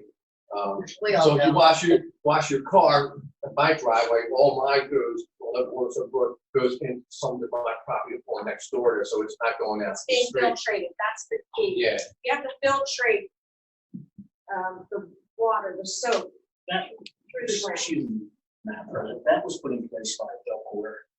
And under municipal governments, we try to follow Delcor's guidance. That's all that is. And it's part of the FEMA Right, regulations. it's part of the watershed program. That's correct. And to get grants and be EPA compliant, and like the woodlot stuff, we have to adhere to those rules. That's what it's there for. and I also use a leaf blower to dry off my wheels on my car. So the car can be washed, whether it's grass, crushed stone area, anywhere that has impervious, where the water. I understood that it was to keep it out of the waterway, so I was just confused because when I went to search it in the ordinances, it says that you can wash your car, that's an exception, so I just wanted to clarify, because other people had also had questions. And let's see, real quick, Solicitor Wills, isn't it true that criticism of public officials is protected speech? That is correct. So people criticizing somebody on social media, that's permitted, and it's one of the things that as a public official, we have to deal with, right? Just have to suck it up. We are all elected officials and in the public domain, you're all subject to critique and what I call legitimate criticism. In criticism, cross a line, yes, that it may, but I think we're all subject to legitimate criticism and critiques and second guessing. That's all part of public service. Okay. Mrs. Guy, do you have a status on the Comcast Verizon channel? Yeah, actually, I've done some research, and as it turns out, people are shedding their cable and they're moving more towards online. So I kind of view this. I'm curious, have you guys never looked into this before in the past? No, we have not. So you were never really interested in it in the past? I don't know past my tenure. Right. Okay, That's so, why we asked that you look into this and get. well, and I did look into it, and what I found is that the trend is that people are getting rid of cable because it costs money and they don't want all those channels, and they're moving more toward online. So I don't think that that's an effective way to communicate, but I would reiterate that it would be great if we could put together a communication committee to discuss it so that between council members, we could come up with how to do, and citizens, we can figure out the appropriate way to communicate via email, social media, et cetera. Well, I have to differ because I think everybody that I can think of either has Comcast or Verizon. So I'd like to go back to the original. Would you please check with Comcast or Verizon to get a public channel? Like Brookhaven Borough has their meetings on a public channel, and then they flash events on the public channel. I would appreciate it, since I've been asking since January, if you would follow through on something that I think many of us feel is important. But you didn't feel it was important before, so you'd never looked into it before you just decided. I know, it's so much fun. I know, me too. Can I It's ask that always you please follow through on that? I really don't see the point in it because All right, then. honestly, I go ahead, will- right now. I will drop it.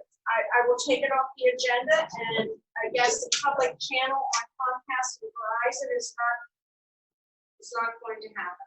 No, I think having the meetings online is quite effective. But what about those that don't have internet? What about Who those? do you know that doesn't have internet? I have 3 or 4 friends that do not have internet that are retired and don't want the additional expense, but they do have Comcast or Verizon. Okay. And one of them lives in Brookhaven, watches the meeting from Brookhaven on their TV set. Okay, shall I put yours out and see how many people don't have internet, how many don't have cable?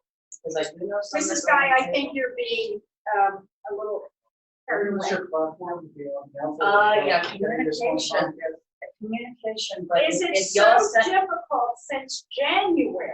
yes, it is at the matter. Okay, then we will drop it and I, Yeah, we'll get to that later. And also, I would like to clarify about when I found out about the demonstration that was held on election day. I found out about it the morning of. I found out that morning on election day of the demonstration that was happening later on that evening. A couple hours later, excuse me, I'll finish. A couple hours later, I saw the mayor at the poll, because I was there to greet people. And the mayor came up and he put signs up, and he was within a few feet of us. Scott was there as well. And we said hello to the mayor, and he did not say a word to us, didn't even look at us. Said hello again, and again, he didn't look at us. I have another. Does that have to do with the council meeting? That I was, and I said to the, excuse me. It was also like 6 o'clock in the morning. No, it wasn't. It was 7 9 o'clock. o'clock. No, just when I finished. Mrs. Guy, get to your That's point. actually please. nothing. to My do with point that. was, that I said to the mayor, I would like to speak to you, and he ignored me, and I said, I would like to speak to the chief and with you, and he ignored me. And in the meeting that he had with us before I became a council member, he specifically told me and Scott that we were not to communicate with the police without communicating with him first. So, and then I saw your email, which made it clear they don't know about it. At 7 o'clock in the morning, I ignore my wife. It was not. Mrs. Guy, you and Councilman Sidlow are elected officials to uphold the Constitution of the Commonwealth of Pennsylvania and the laws and regulations of this municipality. I personally, and I can only speak for myself, felt that neither one of you did you due diligence by not picking up the phone, calling the police chief, calling Mr. Powers, calling myself, calling Mrs. Higgins. You, neither one of you took time to do that. I tried knew- to reach out you to knew the about it. mayor in person. You knew about it, you're an elected official, and you chose not to tell anyone so that the police could have been apparently ready for this instead of second guessing how many people were going to be there, who was the contact person, what did we expect after all of us had watched that weekend of some of the protests that have been going on throughout this country. I feel you did not do your due diligence. I did not plan it. I know you did not. I found out about it that morning. I appreciate that. And obviously the status on the Comcast channel or Verizon channel, we're going to drop because it's too much effort. Yeah. Moving on, unless somebody has a question for Mrs. Guy, did Mr. Fisher leave a tax report? Yes, excuse me. There was a total of $22,978.74 in revenue deposits from June 5th to June 20th. That's it. Thank you. The engineer's report, this is, Ms. Catania is not here this evening. She was excused and she's also having a health issue. I would ask that Councilman Capabianco read her report, please. Thank you. Greenways grant, awaiting contract documents from the county, the Ford Fitness Station. Project is approximately 95% complete, and we're waiting on the final flight delivery installation approximately mid-July. I think all my colleagues have in front of them their engineer's report. And I'd like to make a motion on the final draft and the bid and the streets that are going to be done for the road program for 2020. I'd like to make a motion to put that out for bid. I'd like to read the streets, West Shelton, Edgemont, Northbrook, West Shelton, Northbrook to Arlington, West Shelton intersection with Northbrook, Fraser Street, Beechwood to Gray on the border route, for a total cost of $61,472. Any other questions or comments on this? I thought our liquid fuel budget for road projects was about 45,000. We usually go 50 to 51, but the situation, as Ms. Catania mentioned last month, and I don't know if I have my figures with me today. The total cost that we were dealing with was so, the price on the material was so low. Yes, I do. The tonnage for 2019 was $120 to $140 per ton. For 2020, we're down to $78 to $90 a ton. So we're actually getting more bang for our buck. And that's why when I spoke with the engineer and Councilman Capibianco, we increased the lineage because the tonnage is so inexpensive, not inexpensive, but cheaper than what we were. For a lot of factors, the price of asphalt is Down. really down. So we will clearly get, as all municipalities will, good bang for our buck this year when we build it. We'll have a look into special fund coming in. We will. I spoke with the treasurer, who's been excused this evening. Mrs. Higgins just read that our liquid fuel monies of $58,218 has come in. Vice President Bull and I have spoken too about making sure we had a great winter last year, but I'm not going to count on it this year. Making sure that we have money there left over for salt roads. Of course, we pay the street lights, as I have mentioned 20 times now, out of liquid fuel. We do have an issue with the bed on the truck. It's rusting out. I don't know if we'll have money left over in the spring to do that or not. But between Vice President Bull, Mr. Fasani, Mr. Councilman Capibianco, and myself and the engineer, we felt comfortable spending $61,000. I remember the 45, Yes. 50,000 numbers. We usually go around 50,000. And there is money in the account. Model. I Yeah, don't know no. what the exact amount right now, so there's a certain- Thank you. You're welcome. Any other questions on the motion? All those in favor? Aye. All those opposed? So moved. Mrs. Higgins, will you shoot Ms. Catania's office a quick note that this was passed? I know she'll be out. Absolutely. Moving on to the solicitor's report, Mr. Rose. Thank you, Madam President, and good evening, ladies and gentlemen. First thing I want to report on is the borough audit for 2018 and 2019.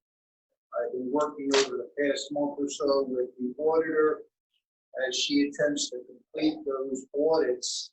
I am pleased to advise that there is no pending or threatened litigation affecting the borough of Parkside.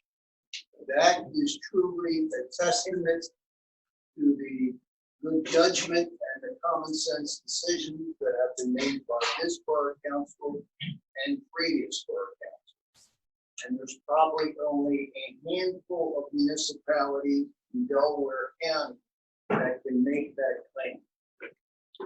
Secondly, on occasion, I do report to borough council and the public on important court decisions that come down that affect municipal government. One of those court decisions happened last month. Back in May, the Pennsylvania Supreme Court issued a decision in the case of Carr v. PennDOT, which held that a public employer, such as Parkside Borough, may terminate an employee based on messages that the employee posts on a social media networking website. Now, the court's decision simply confirms that public employers, such as the borough, may regulate certain social media postings of employees. Now, this case does not affect borough elected officials. This simply applies to non-elected borough employees that, again, we can regulate certain social media postings. Again, it's been asked me about elected officials. It does not apply to borough council. It does not apply to the mayor's. Thirdly, with regard to some of the local legislation, as of last month's meeting, I made the appropriate changes to the noise ordinance, which we adopted here this evening. And also with regard to the parking ordinance, again, I will make that amendment or that deletion tomorrow morning concerning the parking permits. We'll email that out to all members of council, the mayor, and the secretary. And again, depending on what action the mayor may or may not take in the next 30 days, certainly advise Borough Council of what remedies the Borough Code would provide in the event the mayor would exercise, again, certainly his power to veto. Besides veto, there are some remedies the Borough Council has, and we'll discuss that in next month's meeting, depending on what action the mayor chooses to exercise. Next issue concerns a big date next week, July 1st of 2020. It is the county-wide reassessment. The Delaware County Council has assured everyone that next week, July 1st, which is next Wednesday, we are going to receive in the mail, every property owner in Delaware County will receive a new property tax assessment. There are approximately 200,000 tax parcels here in Delaware County. That includes residential, commercial, and industrial properties. Pursuant to a court order that was entered back in 2017, every property in Delaware County must be reassessed. In theory, it is supposed to be reassessed at 100% fair market value. Now, if a citizen is dissatisfied when you get that notice next week with your particular property, perhaps you think it's too high, you'll have 60 days. You'll have up until September the 1st to file a reassessment appeal up at the Delaware County Courthouse. And you'll get an administrative hearing before the Delaware County Board of Assessments. Obviously, if you think the assessment's too low, perhaps you don't want to do anything, right? You only generally like to appeal if you think the property is being over assessed. So that will certainly affect all municipalities as well. But again, it is ordered that it's not supposed to provide additional revenue, I should say, to either the municipality, the county of Delaware, or the school district. So keep that in mind. Everybody should get something in the mail next week. We'll have 60 days if you're dissatisfied with that figure from September 1st to file the appeal up at the Delaware County Courthouse. Which leads me to my next issue. The Delaware County Courthouse, as of today, still remains closed to the public. All the magisterial district courts, again, still remains closed to the public. I was hoping the president judge was going to put out something this week, which was supposed to go into the quote green phase on Friday, that these courts and the courthouse would open up to the public. That is still not the case. And although emergency hearings are being held up at the courthouse, most all criminal trials, all civil jury trials, again, they are suspended at least until August. So that is where we are at with regard to the administration of justice here in Delaware County. And finally, again, I would just need everybody stay well and remain safe, again, during very, very challenging times. That is my report, and happy to entertain questions to council. Any questions for the solicitor? I have a question. And it'll go much faster if I don't get interrupted. So a resident put through a right to know request, and you are familiar with them. You told us to fill them out to try to get information out of the resident. So she asked for any and all communications of Parkside Borough Council members and police and Robert Powers and regarding the demonstration that was held on election day. And the response she got was, based on a thorough examination of records in the possession, custody, and control of Parkside Borough and inquiries to relevant third-party contractors, the records you requested do not exist in the possession, custody, and control of the borough under the RTKL, the borough is not obligated to create a record to satisfy a request where one does not exist. When she's referring to communications, I received communications, but nobody asked me for copies of them before they denied her right to know request saying that they don't exist. So I guess I'm concerned because there have been previous right to know requests where people have asked for emails and they've been told that they don't exist. And I am suspicious because I know they exist. I saw them. I can print them if you like. So how can, and when a person does appeal, because one person did appeal a right to know request because she was looking for emails and she was told that they don't exist.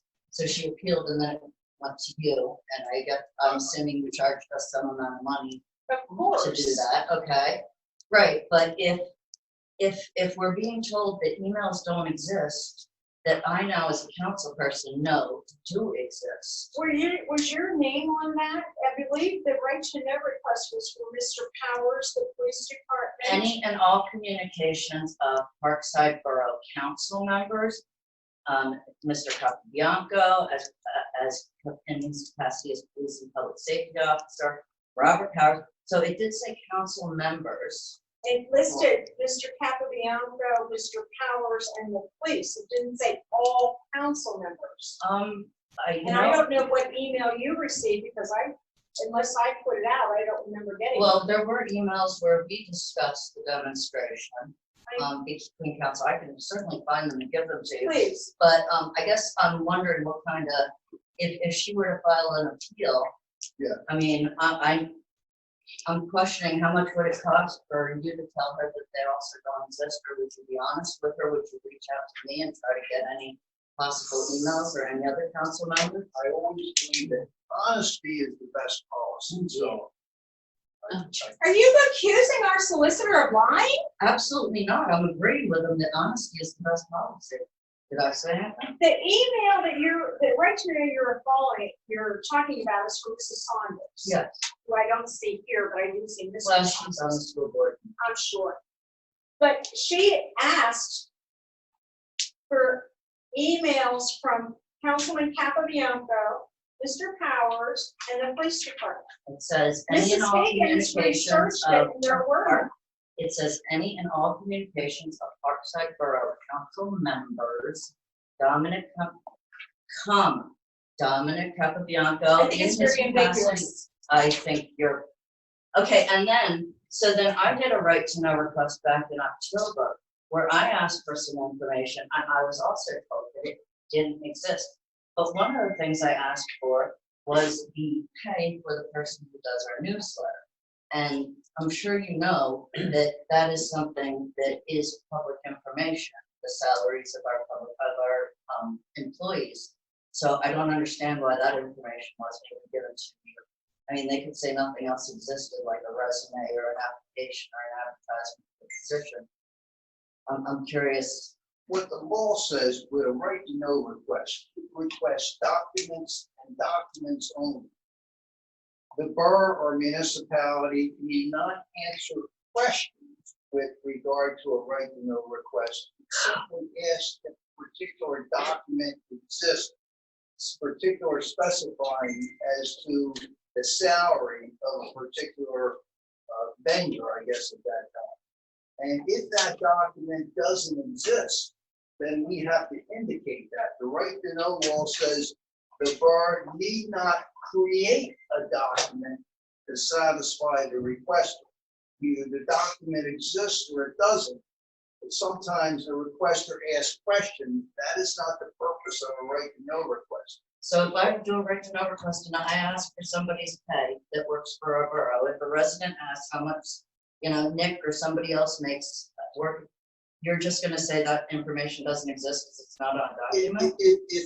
Now, we'd ask the borough treasurer generally with regard to salaries and things of that nature. If it's in, obviously, as part of the budget, and there's a budgetary line item on that, that would certainly indicate that. Okay, But so we may not have a specific document that specifically designates the salary of each and every vendor or employer per contract. So what's the purpose of a right to know if we're just gonna get told it doesn't exist? Well, again, that's the purpose of writing it only refers to documents. If somebody has a question, it is best to pose that question at a public meeting, a public forum such as this. But you have to understand the right to know law was created again for the purpose of releasing documents that exist. Okay, because I'm curious, because I did ask if there were documents, if, it was indicated to me that Mr. Bennett had put in his resume and all that stuff, and yet when I asked for it, I was told those didn't exist. So I guess that's where my confusion came in. I can draw that. I'd like to point out that Mrs. Guy also wanted that position, but Mr. Bennett having quite a large resume or discussion, journalism, and I'm sorry, was it Temple you have a degree from journalism? Also did the United States Air Force newsletter, was quite qualified. Mrs. Guy did not have the same qualifications. Any other questions concerning for our solicitor before we move on to call the citizens? Ladies and gentlemen, we're at the call the citizens stage. If you would like to address council, please come up and give us your name and your address, and next question will be, and I see Robert's in the back. Please. Thank you. Councilman Long is excused, he has to go to work. Please let the record reflect that. Mrs. Higgins. Robert Jemanovich, 105 East Elbon. I just want to know if they're doing the inspections on things like really tall grass at Parkside, because I have a combined question, kind of like the one in the letter to Mr. Tomei. It has a problem in it. Anyway, my first question is, are we inspecting people who have foot tall grass at this time? That's Jeff. Okay, now, my follow-up question to that is, as you know, a lot of people flip houses and buy houses in the borough of Parkside because we're not as expensive as, say, media, buy a 1,200 square foot home or something. So there are people that have acquired real estate here and they let it fall in neglect at their discretion because they aren't here looking at it. They don't have to listen to us complain. So anyway, the slot tower home at 60 East Shelton was recently acquired by a person or entity that wishes to turn it into a income or form of revenue. And the grass, as I walk my dog by it every morning at 7 a.m., is 8 foot tall. And I was thinking I would love to see a resolution, not necessarily next month or down the road, or at some point in the future, whereupon there could be a modification of the nature of the finding people who do not have actual residence within the borough, but own property that is not the primary residence within the borough, where they would be fined differently in a manner impactful to influence their better behavior. Well, Like if I let my grass grow, I know it's fine, but if I bought a house in Brookhaven and just let it go to slot because I had all this money and I was going to make money flipping that house in Brookhaven, there should be a little law that says, hey, don't come and trash our borough so you can make a profit. yeah. Let me address that. One of the things is with these new people coming in here and doing all the, fixing up the houses, I tend to let that slide because they are doing their houses, and plus I don't have their phone number to get to them. So when they come in here with the permit, that's when I grab them. Second thing is I have a sliding scale for those laws. So I go from 100 up to 1,000.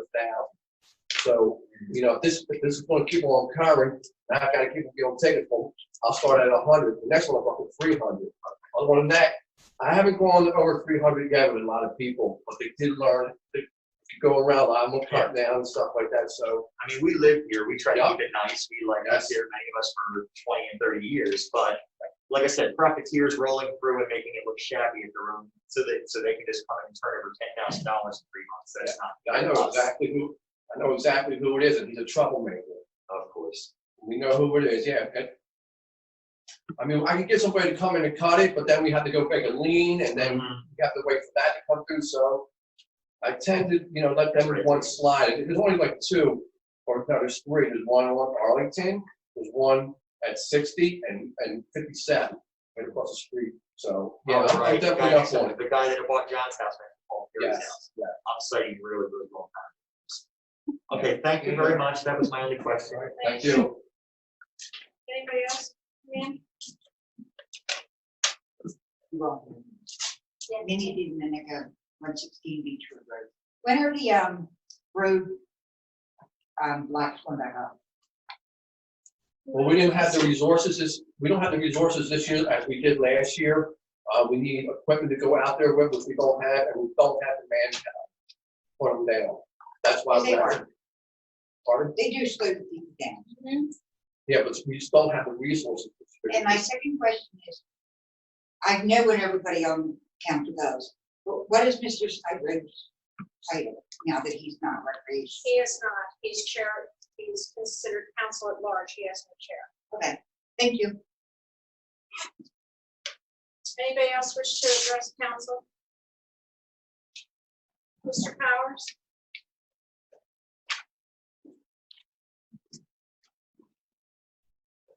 Ralph Powers, 2626 Borough Street.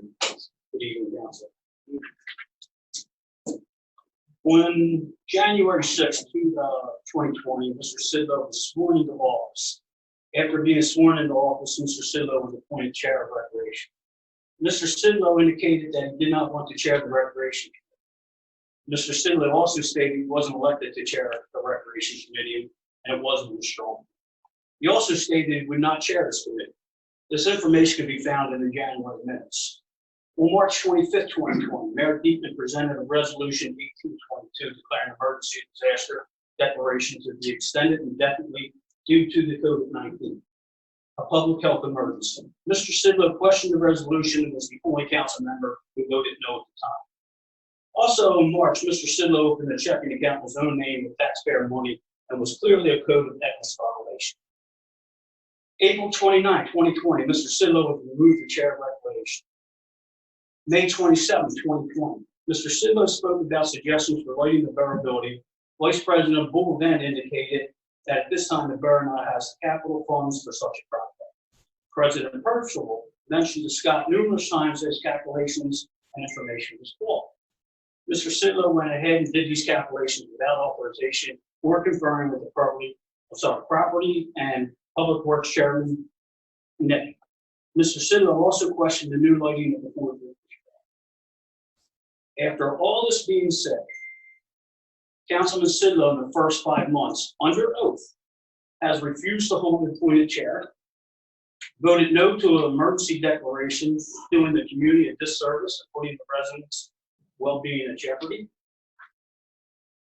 violating the code of ethics, removal of the recreation committee, which no one questioned why this was done. It was removed by the president. Nobody even asked either from the community or council why it was done. Presenting flawed calculations without authorization. And to top it all, several weeks ago on social media, Mr. Sidlow referred to the Parkside Police Department as cowards, questioned the certification of emergency management coordinator, and publicly embarrassed my wife on a social media site. And he also questioned certification by public safety officer. Mr. Sidlow clearly has his own agenda. He does not care or have the best interests of all Parkside residents, nor does he work for all Parkside citizens. Therefore, I'm calling for the resignation of Mr. Sidlow effectively immediately. I would like to see him removed from office. Thank you. Thank you, Mr. Powers. Unfortunately, as we know and have experience with the school board issue, an elected official can only be removed. We may wish that they would be removed for lack of responsibility or ethics, but they can only be legally removed if they commit a felony. Well, I'll attempt to start that legal process. If I have to come next meeting with signatures, you go to the county. Then I thank you for your comments. Thank you. Anybody, Mr. Bennett, I'm sorry. But 144 East Chilton Road. I just want to say, Councilman Sidlow's inference that the police is anything less than professional, using the word coward, is not only insulting, but quite frankly, it's a disgrace. The person who's a member of our borough council, who's supposed to be here for the residents, you don't even have any faith in the police department. And I think that's a real disgrace. That's all I want to say. I want that on the record. I agree with you, thank you. Last call, if anybody wishes to address council, if not, we're going to unfinished business or new business. Does anybody on council have the unfinished business? New business. When we were doing the Zoom broadcast of our council meeting, we were putting the agenda up on the Borough website. Yeah. Could we continue doing that, even though I know we're not doing the Zoom session? Just so, because we had to call the citizens at the beginning of it. Yeah, I think that would be appropriate, yep, and we normally get the as council and professional staff gets the agenda, so we probably there for the meeting. Certainly, I think. The only problem with that is every month, about a week or 2 weeks before the meeting, I send out a proposed agenda and ask everyone to please submit anything they're going to talk about. Nobody responds. So the agenda basically has nothing on it. But with regard to ordinances, now that would have. Yes. So again, it may be helpful, it may be somewhat informative, so I would concur with the suggestion. Let's do it this way, let's split it. If we have any ordinances or resolutions that's going on the agenda, then we post it. Other than that, it's a straight format. I mean, more information we can put out about it. Sure, So, it's a straight format. Otherwise. Yeah. Any other new business or old business? If not, I'll entertain a motion. Real quick, we had decided when we voted on the minutes for last month, we had decided that there was a change that needed to be made. No, you decided. Actually, if we look at the tape, y'all said that you agreed, and you in fact even sent the correction the next day. It was changed. Was it, because I It just, was changed. I just looked at the one that was online to download, and it still was When was not. it on? Okay. No, that's not true. I don't think you. No, I'm so glad.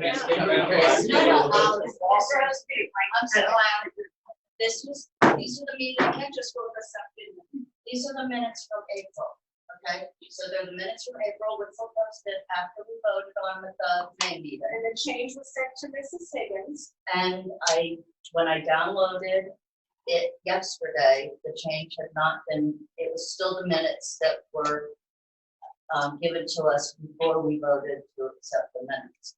So I have this, if you would like to correct those.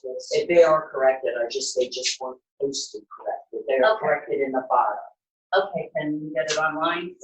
Sure. Thank you, that was great. I thought it might be. I could comment, but why bother? Ladies and gentlemen, I have an entertainer versus adjourn, and I thank you all. Second. Aye.